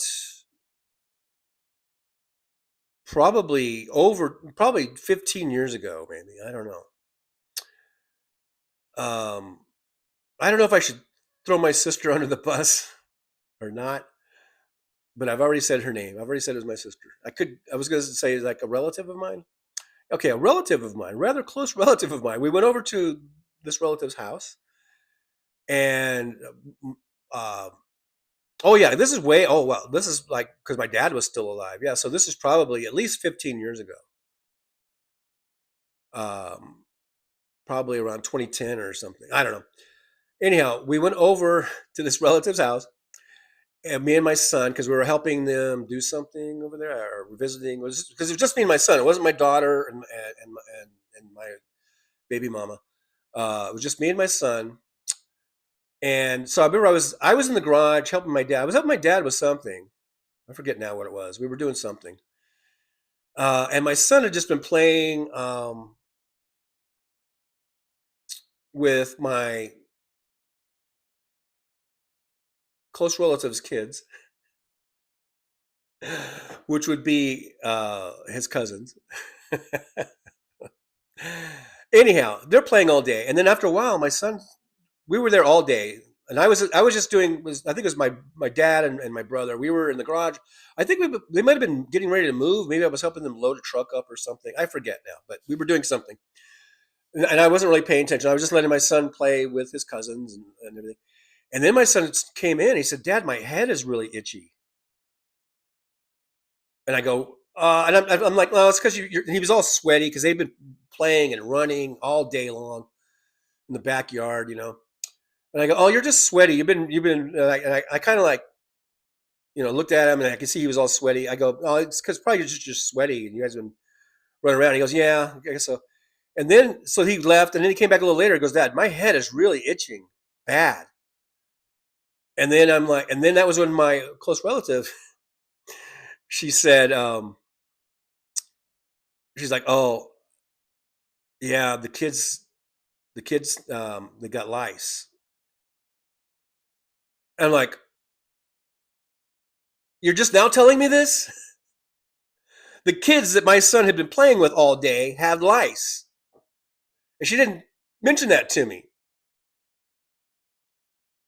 And I was very angry because if she had told me that, I would not have brought my son, which was, I think that's the reason why she didn't tell me that, because she wanted the kids to, because we don't always, we only see each other a few times a year at that time. Now we don't see each other at all.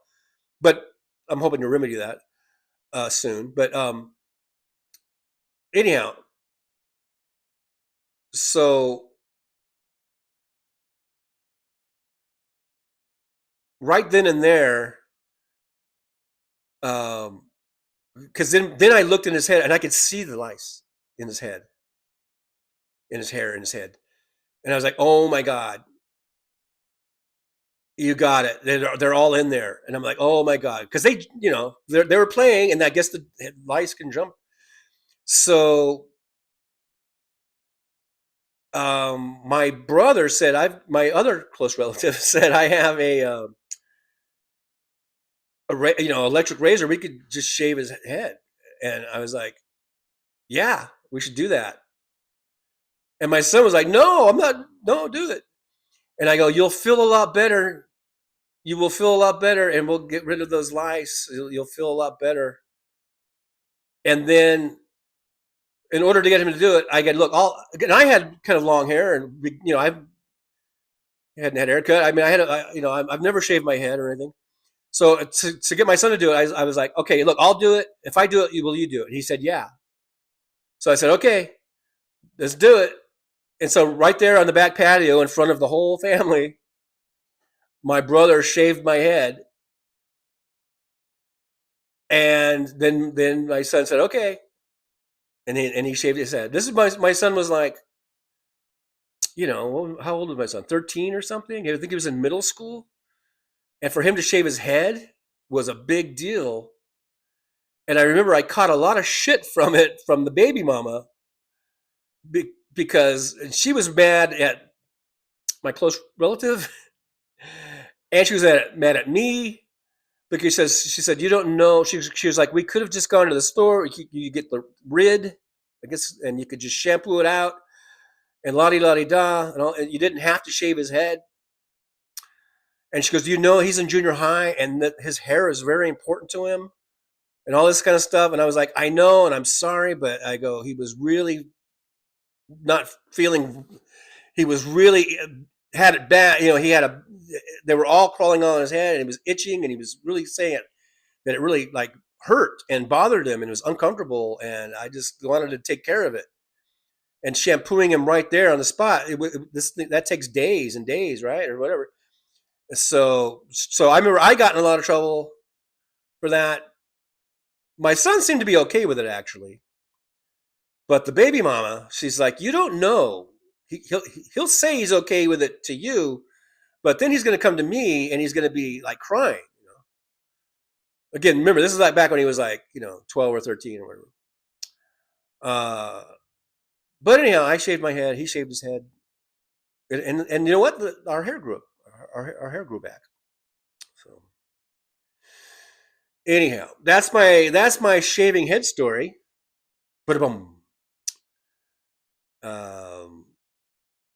In case anyone was interested in the old shaving head story, the Trucker John shaving head story.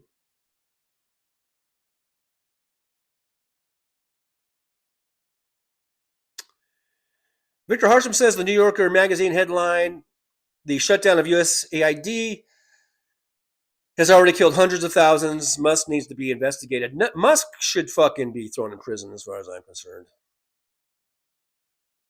We need to have tribunals, Nuremberg trials, all that shit, style trials. And there needs to be a lot of fucking people brought to justice. I heard the figure was at least 600,000 from the USAID being shut down. Probably more. Damon Dog, I'm bald, but I still carry a comb. I just can't part with it. Well, you've got some on the sides and stuff. You got to comb that out, right?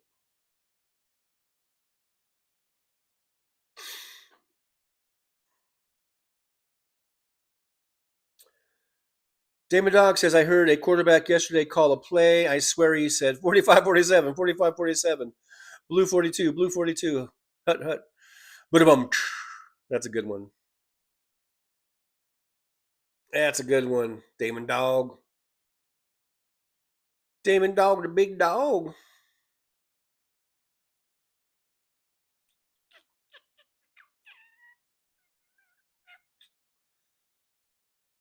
Mr. Spuck, good thing your son didn't get crabs. Why would you say that about my son?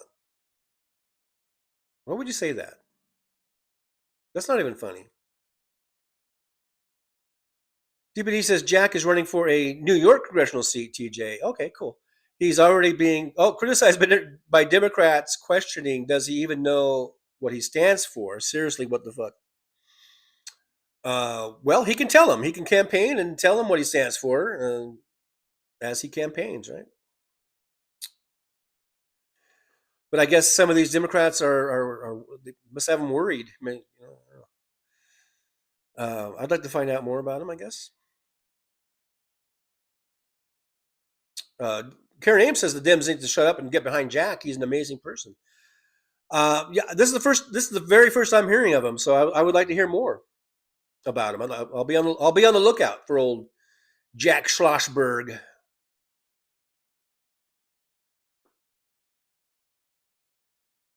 Maybe I did hear of him, and I just didn't know he was a Kennedy. Because the Schlossberg. He's a Schlossberg.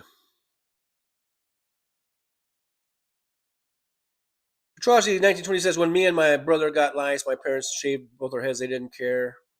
I was a girl. Just shave that shit, man.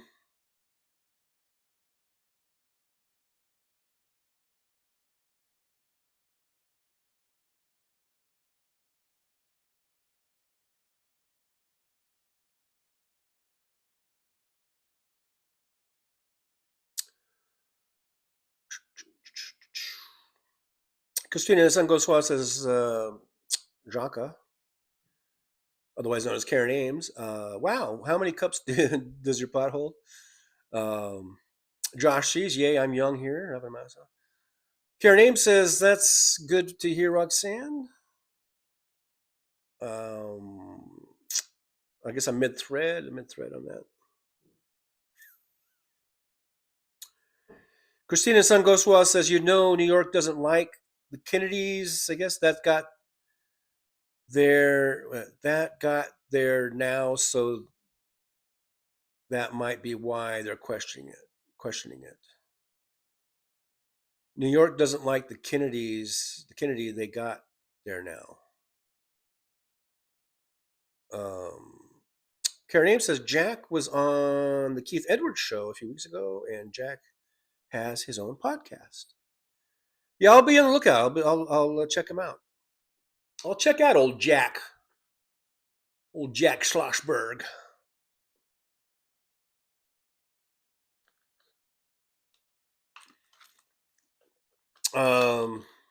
Josh says, hey, does anyone know if Dan's on tonight? That's a good question. He's regularly scheduled, Dan being liberal Dan. He's regularly scheduled for Mondays and Wednesdays at 8 p.m. Central time. So for you East Coasters, that would be 9, right? That would be 9 p.m. For us over here, it's 6 p.m. on the West Coast area, Pacific time zone. But didn't he just do another knee surgery? But I as far as I know, and Erin, if she's in there, Erin could probably give us an update. Because Erin also mods over there at the Liberal Dan Show. But as far as I know, he will be on tonight at 8 p.m. Central Time, right here on the YouTubes. Don't you dare miss it. Don't you dare miss that, Liberal Dan.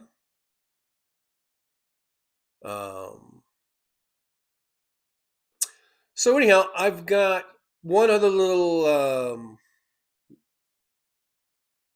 thing, and I just saw it. I thought this was interesting about, because we talk about, you know, removing Trump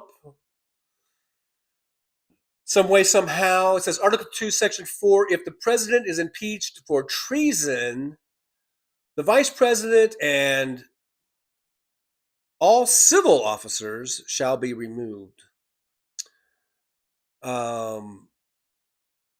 So just something to think about. I mean, I'm not saying that's going to happen, but if we win back the House and the Senate, I think we should impeach the motherfucker, and we should impeach him for treason. I guess treason being the key word here. That way we don't have to deal with if this is all true, I don't know, it's just a meme, who knows? I'm not a constitutional scholar. But if it's all true, then let's do it. If we get Congress back and we get the numbers that we need, if we impeach them, make sure we include treason in the charges. And we can get rid of the whole fucking lot of them, if this is true. I probably shouldn't put stuff up that if I don't know if it's 100% true, but sometimes, I just do shit.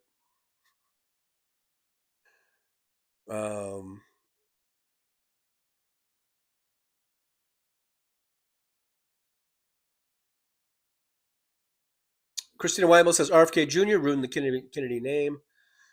Karen Ames says Jack is going around in his van all over the country to meet everyone regardless of political party. That sounds pretty innovative and pretty interesting. Christina Sungoswa says, I have yet to shave my head, although my daughter used to get lice a lot, and one time it was so bad I had to cut her hair short that she was so mad at me, but sometimes the prescription rid doesn't work. Yeah. Aaron says, as far as I know, Dan will be on tonight. So we will proceed as though he is. And I'm pretty sure he is. Pretty sure he's going to be on tonight, 8 p.m. Central Time. Kinky Street says Schlossberg is good. I'll be looking out for him. I want to check him out some more.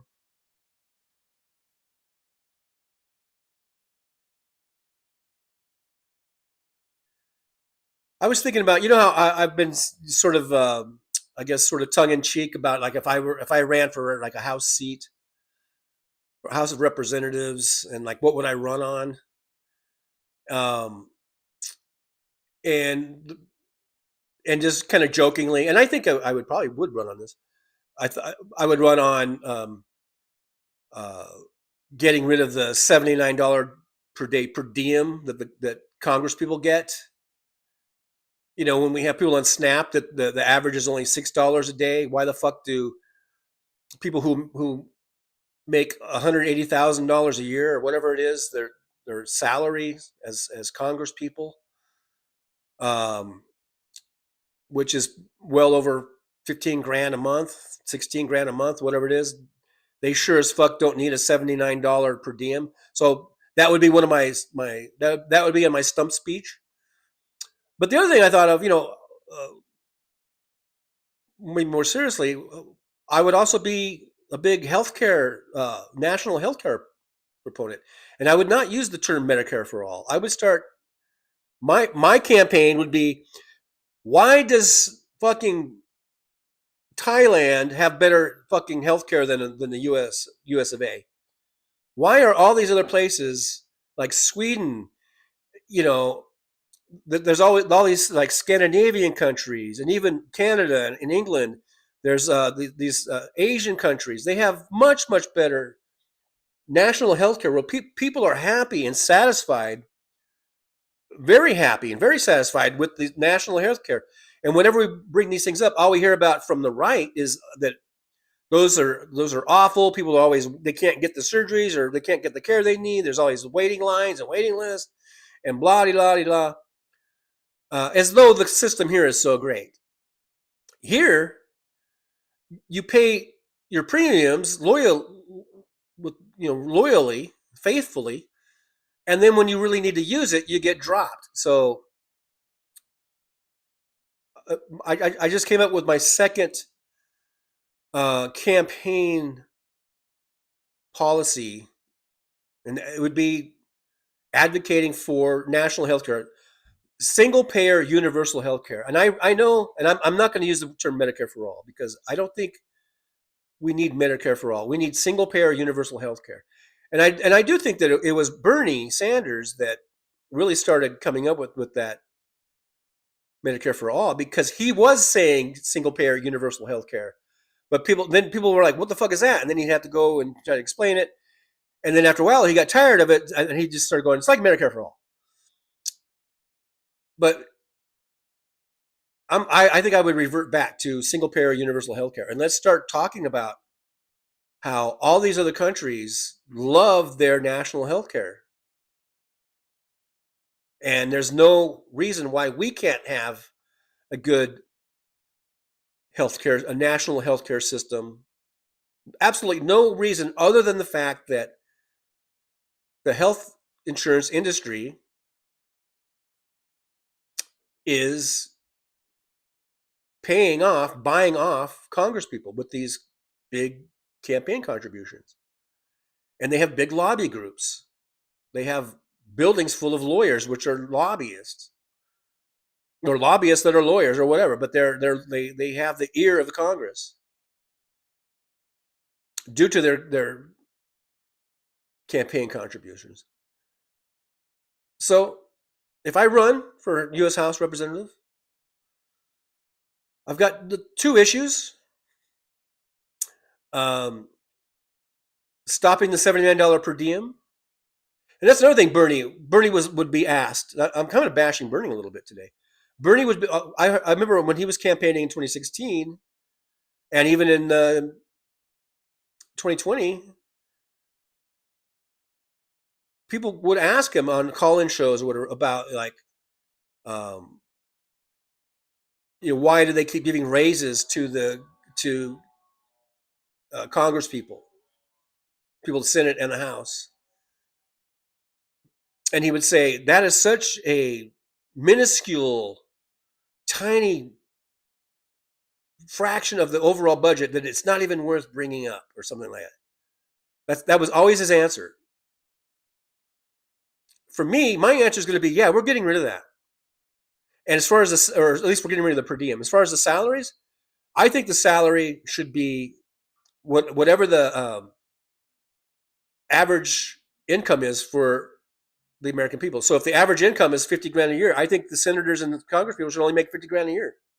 If the average is $80,000, then they make it $80,000. Then you've got incentive. If the Congress people want to make more money, then they have some incentive to get us to better paying jobs, better incomes. If you want to make $150,000 a year, then let's make it so that that's the average income of the American people. I probably would lose. No, I would probably lose. I would love to run for U.S. House Rep. If nothing else, just to bring up my little causes, my little issues, Christina Weibel says, I have a pocket constitution, John, and that's what it says. All right. I have one too. It's over there on the other table. So yeah, when we win back the House and the Senate, and we have a real chance at actually maybe actually initiating impeachment hearings, the word treason needs to be in those articles or whatever of impeachment. So that way we don't have to worry about advanced. We can just get rid of both of them all in one fell swoop. Get rid of all the motherfuckers. And then I believe we might have a President Jeffries or something. I guess the Speaker of the House. So that's why another incentive for voting in 2026 and voting for Democrats. Not that I'm saying that Hakeem Jeffries is. I know. We could go on and on about him, but I got to tell you, I'd rather have Hakeem Jeffries than fucking J.D. Vance or Mike Johnson. Let's say, right? Can we at least agree on that? maybe Hakeem Jeffries is not the greatest choice in the world to be president, but I gotta say, I think he'd be a hell of a lot better than fucking Mike Johnson. If Mike Johnson were the speaker, let's say hypothetically, if Johnson was the speaker, that would mean that the Republicans still have the House, and then these impeachment wouldn't even go through. But hypothetically, if Trump and Vance were taken out of office, and Mike Johnson was still Speaker of the House, I'm just saying I'd much rather have Hakeem Jeffries in that position than Mike Johnson. Do you guys get me? Do you guys even get me, man? Do you even get me? Sometimes I don't know if you guys get me. Josh sees I'd rather have a ham sandwich than any of these maggots. Well, what's wrong with ham sandwiches? You're acting like a ham sandwich is not good. Richard from Down Under, our expat Down Under, says 25th Amendment time. It's 25th Amendment time. Dude. Kiss was just here in Vegas playing at the Virgin, by the way, on the Kiss cruise. Unmasked. They're not in the makeup. I think they're just tired of sitting in the makeup chair and doing all that fucking makeup. No more makeup for Kiss.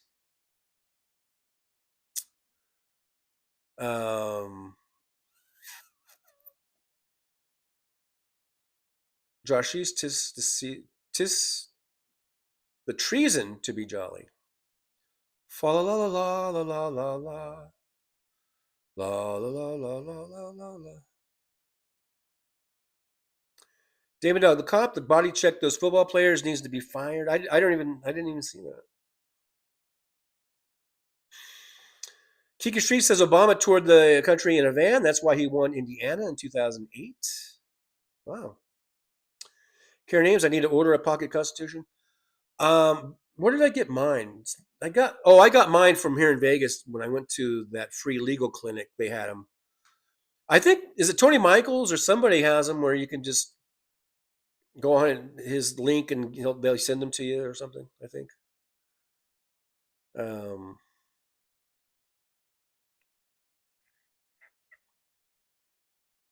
Damon Dog, I have a hardback copy of the Constitution right here beside me. I use it for a coffee coaster. Richard says LA Dodgers World Series champs. Yes, they are. Yes, they are. Absolutely. All right, we're getting over 2 hours. I do need to get going pretty soon so I don't miss my bus. I need to go to work. Kinkershee says USA is 23rd in life expectancy behind several third world countries. And it's ridiculous. It's because we have a health insurance problem. It's not so much a health care. We have good health care. We have good doctors and good hospitals. Probably some of the best in the world, I would say. It's our health insurance that's killing people by denying people their claims. And that needs to stop. Richard, here in Australia, we have free Medicare.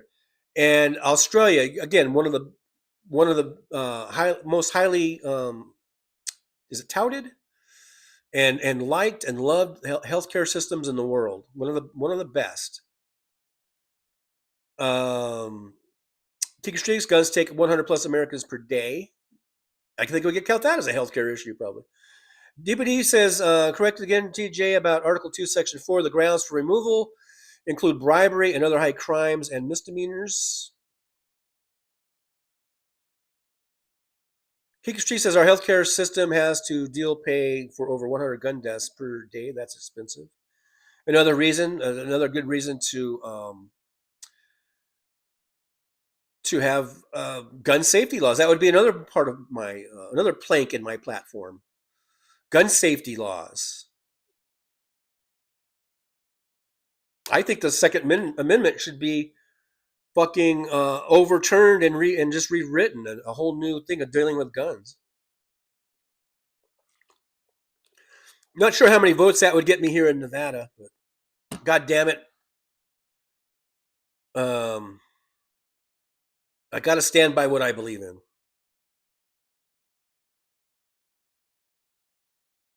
David Dog, I ordered this one from National Archive website. Oh, about his Constitution. It's a little hardback books, Constitution, Declaration of Independence, and Bill of Rights. That's awesome. That sounds like an awesome compendium. A compendium, I think. Maybe. I don't know.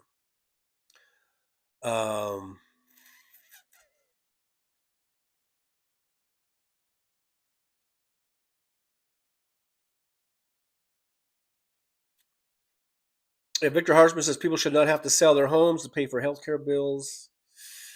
I think bankruptcies. I think the number one cause of bankruptcies in the United States is from medical debt. I believe. I heard that stat bandied about.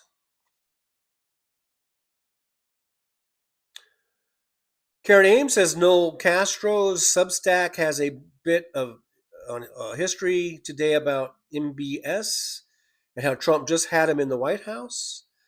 Yeah, there's connections about that coming out with these Epstein emails. Yeah, about MBS or about not MBS, but about well, I'm thinking of MBS as that the Saudi Arabian prince who had what's his face killed and dismembered. There's a connection about that too.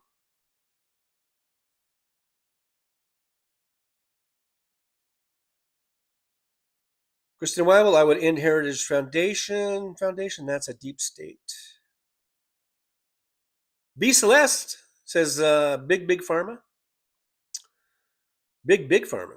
Victor Harshman says senators and congressmen and women should be banned from trading stocks. Period. I agree. Other than maybe like if they've got a 401k, I think that's a little bit different. As far as like just putting your money like in a 401k and then you kind of just forget about it, and the 401k does what it does. I think that's different than being like an active, sort of daily stock trade. If you know what I mean. I think there is a distinction. I can't really word it. I'm not good at wording it. Some of you folks are probably better at that, but I do think there's a distinction between like a 401k and then being like a big player in the stock market, and where you're actually buying and selling stocks based on your insider information that you're getting just from being in Congress, which again is Senate and House, not just the House. But overall, I agree with that sentiment. Danny Pomeroy's here, says number 62 thumb up, hit thumb up 100%. Thank you, Danny Pomeroy. We are at 66 thumbs up, so thank you so much. And we're still at just under 4,200 subs, so if you haven't subbed, I wish you would consider doing so. We're almost at 4,200. I appreciate all the people who have subbed and all the people who have thumbed up and come in here and hang out with me. I do appreciate you. So thanks for that. King Street says, I guess New Hampshire and Nevada both have only female Dem senators. All four voted to reopen government. Disgusting. They caved to Trump. Again, I've gone over that not exclusively, but extensively. I'm not going to get into that right now, although I'll just say that I disagree that it was disgusting. I don't think it was disgusting. And I don't think it's a cave. I think it's, if you want to know what I feel, just go watch some of the previous shows from a few days ago.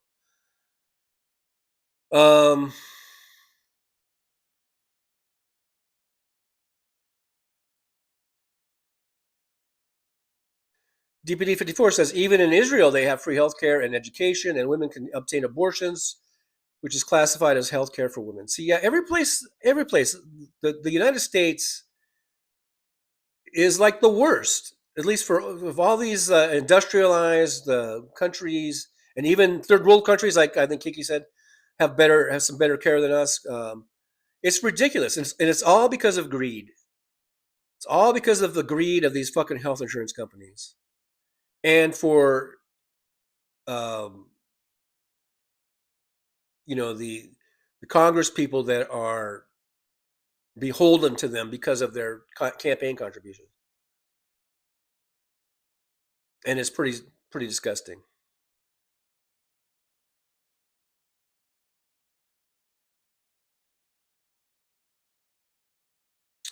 Danny Pomeroy says, I think Congress should have money limits when reaching 10 million in their account after starting to govern. It's time to leave Congress for good of the American people. Yeah, there's all kinds of things, suggestions that we have that should be about Congress. I agree. Christina Weibel says, I heard Jamie Raskin today invite MTG over to our side.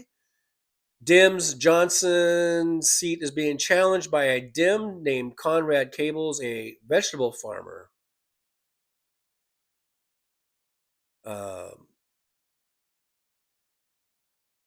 So is that in Louisiana? You're talking about Mike Johnson's seat is being challenged by a Dim named Conrad. So yeah, if you're in Louisiana in that district, vote for Conrad. Conrad Cables is his name, apparently. I don't know anything about Conrad Cables, but I'm sure he's better than fucking Mike Johnson.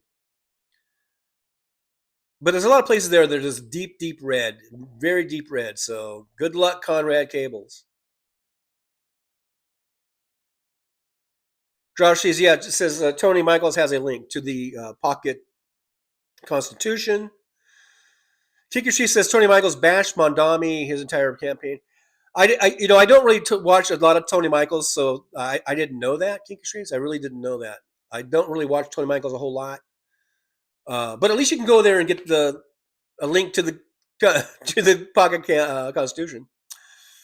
And it just goes to show, because there are a lot of things about Tony Michaels that I agree about, and there are things that I don't agree. And one of the reasons why I kind of stopped watching Tony Michaels is because it just seemed all really kind of shouty, and and I'm not a prude, and I'll drop an F-bomb here and there. It just seemed to be like just F-bombs and fuck him this and fuck him that, and so there was something about him that just kind of turned me off. But that doesn't mean that there aren't things that that I don't agree with, or whatever.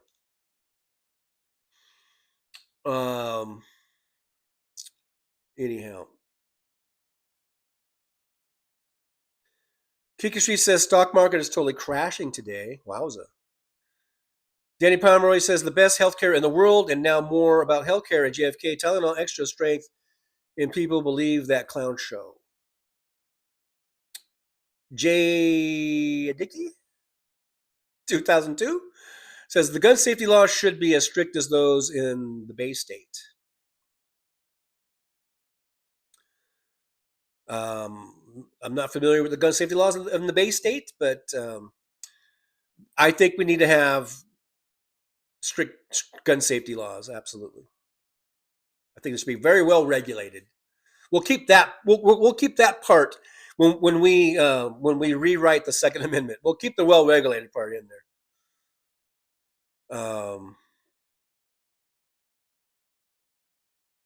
Kiki Streets, every red state has more gun crime than any blue state. And then Kiki Street says, Josh says per capita.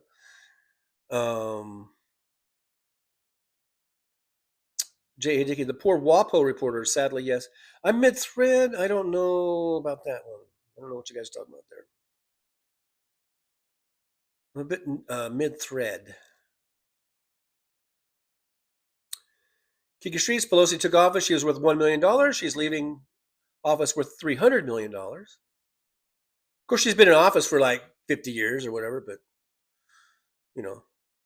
that's still a big jump. Kiki Streets, Italy has free abortions, ladies. I'm sorry.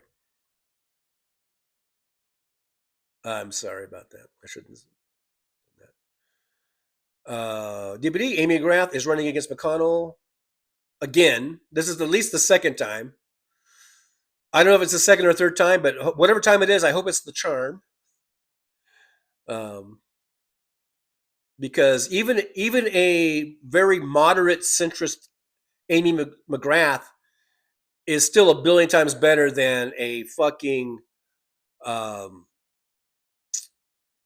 Mitch McConnell that has really, because of his actions, I think really is what got us Trump and got us this heavily right-wing Supreme Court.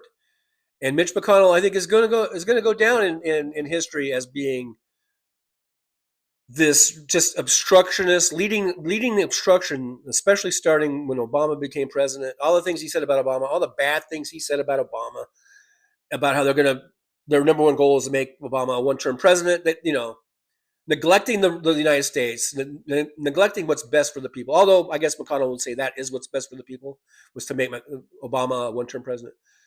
But then all the obstruction, abusing the filibuster rule under Mitch McConnell. I mean, yeah, Democrats have used it, Republicans have used it over time, over the decades, over the centuries, or whatever, but not to the extent that they started using it once Obama became president and Mitch McConnell was the Senate leader, became Senate leader. They used the filibuster for everything. I mean, everything. They just totally abused the filibuster, to the point that now a lot of us, I think myself included, are saying, well, then we should just get rid of the filibuster altogether. And then some people are saying, well, you're crazy because then, they'll get through whatever they want, blah, blah, blah. But anyhow, the point is, the filibuster was abused. It was just totally as a tool of obstruction. And so, again, I'll just say that a very conservative, moderate, centrist Amy McGrath is still 59 billion times better than a fucking obstructionist piece of shit of Mitch McConnell. All right? Mic drop. No, I'm not going to drop you. I'm not going to drop you, baby.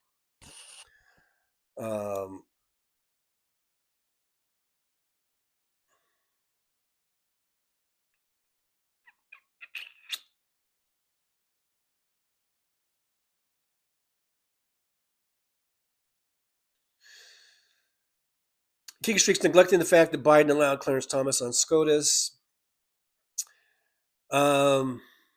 Yeah, well, was Biden the deciding vote? He wasn't the only one that voted. J.A. Dickey says Mitch McConnell equal total control freak. It's more than just being a control freak. It's about being, a vehicle of evil. Deputy 54 says, Damon Dog, how much do you want to believe that those cops will still support the Nazi regime? Again, I'm mid-thread. I'm not sure what you guys are talking about, what cops we're talking about here, but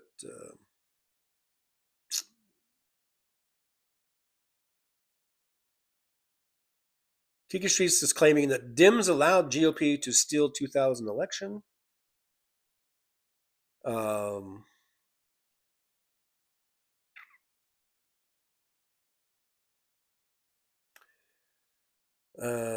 Whatever. I know the Supreme Court is the ones that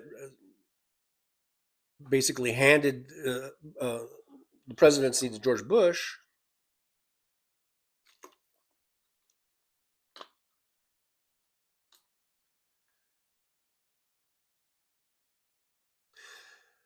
All right, guys, that's it. I'm going to have to get going here. It's 11:42. Yeah, I need to start getting ready and make sure I get to work today.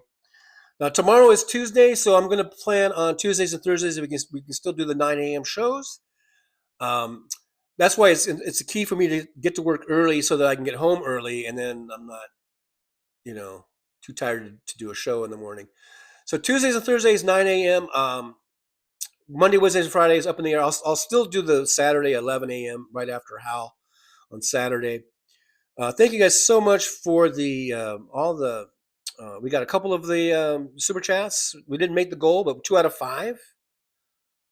We did that, and we got a new membership. Thank you for the membership.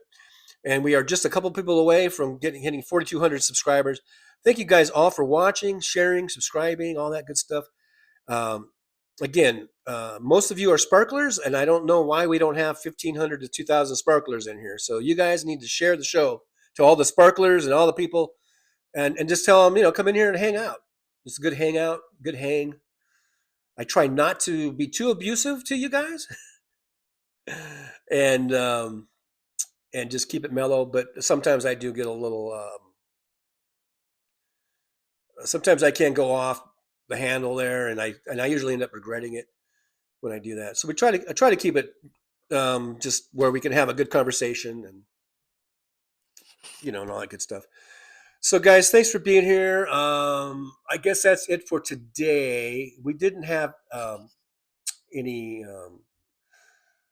We didn't have Tough Cookie or Paul, the purple beard guy, come in today, and I really hate just tagging them in the end because it seems like it's so forced, and they don't like it really either. So maybe they won't come in today. I don't know, but if you guys, again, just a reminder to subscribe, and if you haven't already.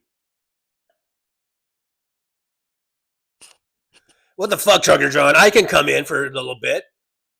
I can come in and say hi. I mean, what the hell? I know when the show's almost over with, but you don't have to fucking cock block me like that, Trucker John. What the fuck? I'm sitting over here. I'm not doing nothing. I can come in and say hi. Look, I can look down, say hi to Roxanne and MJ Daniel and Mr. Spock. Hey, Mr. Spock, how you doing? Have you choked any chickens lately? Yeah. Susie Jones is in there. I see you, Damon Dog. Yeah, I can say hi real quick. Don't be cock blocking me, Trucker John. What the hell? What the hell, man? All right. Anyhow, hi everybody. Good to see you. Thanks for being here. And you know what, Trucker John? I'm gonna throw it right over to Paul, the purple beard guy, because you're trying to cock block him too. And we're not gonna have it. We're not going to have it. All right, Paul, take it away. Thanks, Tough Cookie. Yeah, wow. The nerve of Trucker John, I tell you. We just want to, we just want to come in and say hi to everybody. That's all. And we just want to say, thank you guys so much. I want to say it. Thank you guys so much for being here. I appreciate you for coming on in. It's always lovely to see the lovely folks. Look, I can look down here. I see Kinky Streets is here, and J.A. Jadicki, I don't know, 2002 is in here. Anna Moore. Hello, Anna Moore. I see you, Anna Moore. I see you. I see Damon Dog got the purple hearts. Thank you, Damon Dog.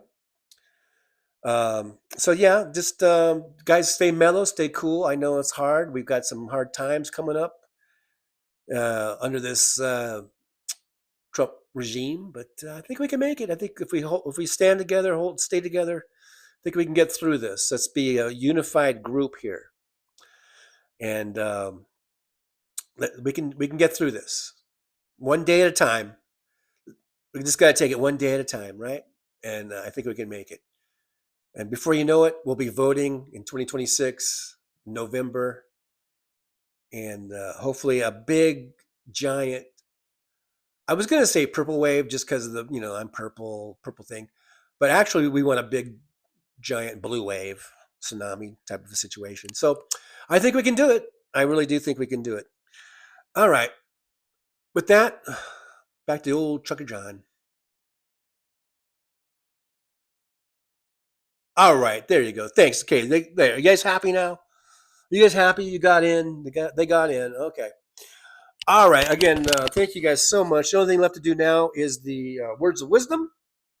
So let's make sure, if you guys want to write these down, they're pretty good words of wisdom. And some people are making, I've heard some people are writing them down and actually making like a little, kind of like a little book out of it or something. So for today's words of wisdom, make sure you got something to write this down with if you want to. Are you guys ready for today's words of wisdom? Okay. So for today's words of wisdom, I'm trying to enunciate. Today's words of wisdom is as follows. Okay, so first of all,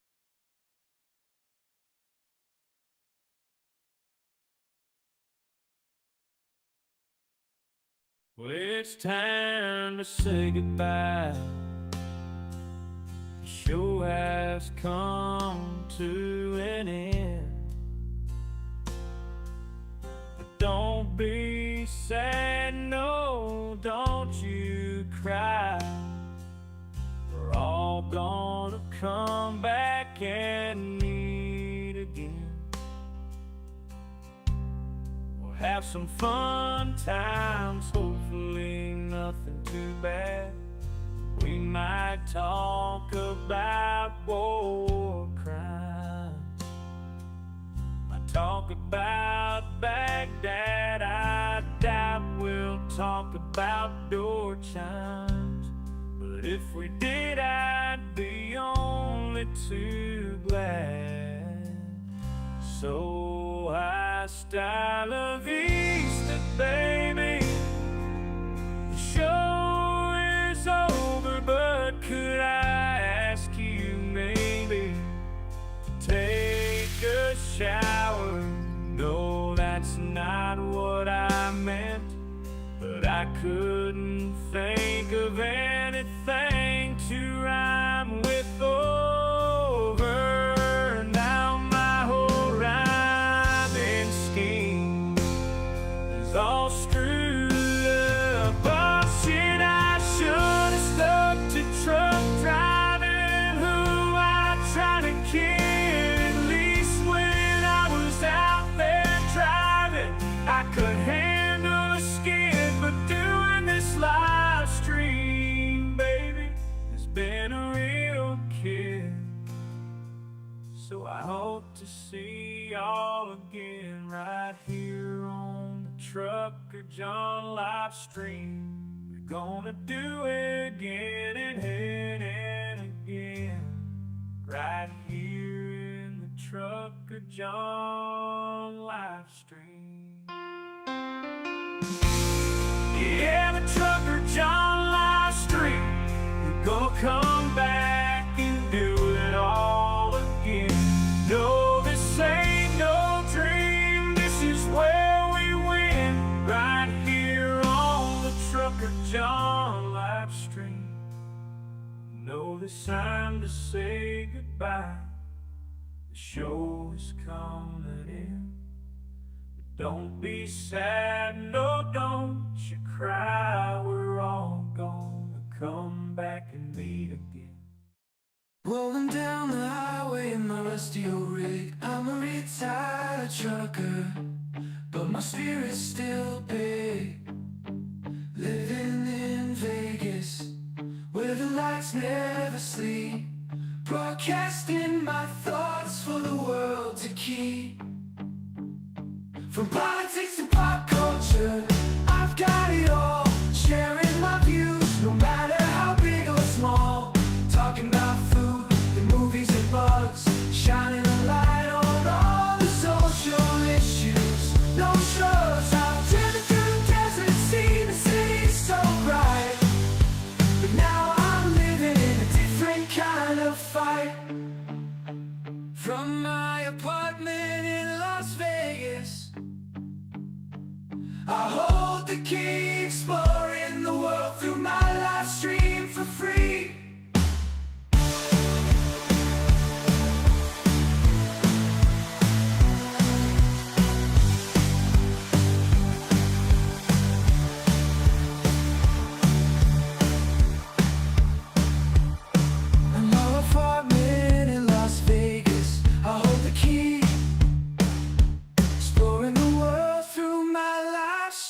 For free.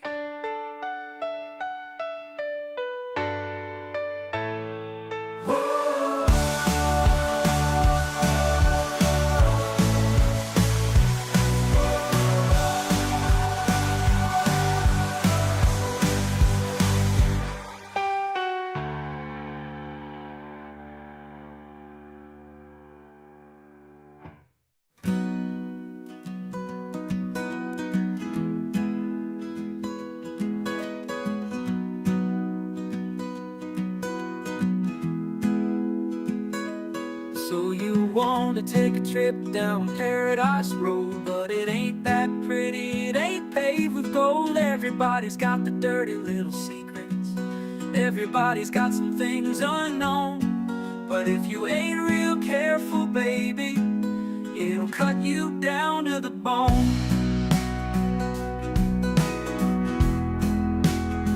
Under all those bright lights, gotta learn to ignore the glitter.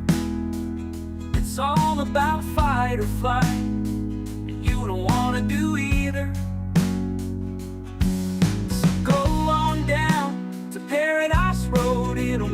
wish that you were young, but all it'll do is make you feel old and regret trading in your love for us. It's all just a big charade, it's all just one big game, and it ain't about love, it's all about the thrills.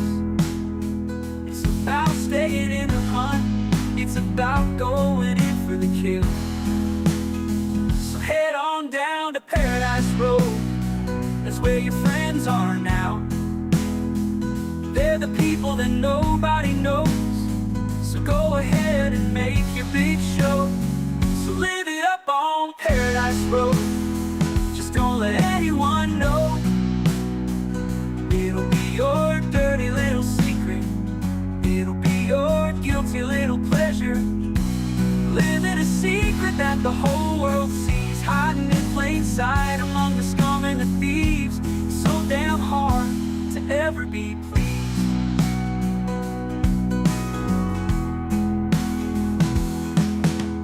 Everyone wants to live the good life, everybody wants a piece of paradise. But where would you run? Where would you hide? What would you do to buy a little more time? Grandiose dreams of happily ever after are really just another day's end. And when the sun goes down, you just lay there wondering, can you really do it all again? You're praying for one last shot, you're hoping for one last big win.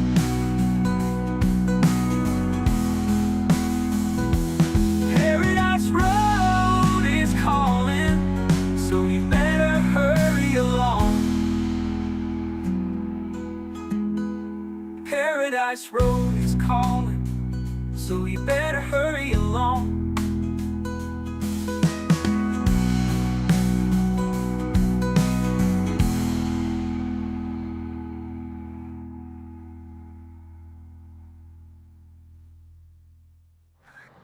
Show's over. I'm out of here, folks. Bye. See you later.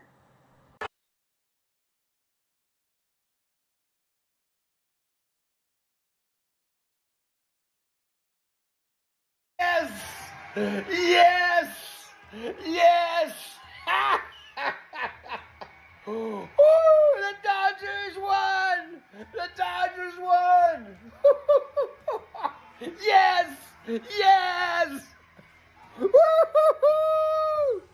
Dodgers won the World Series! Woo! Yeah! Yeah! Yeah, Clayton, yeah! Woo-hoo-hoo! Oh my God! That was, oh my God, that was the most amazing World Series ever. Dodgers!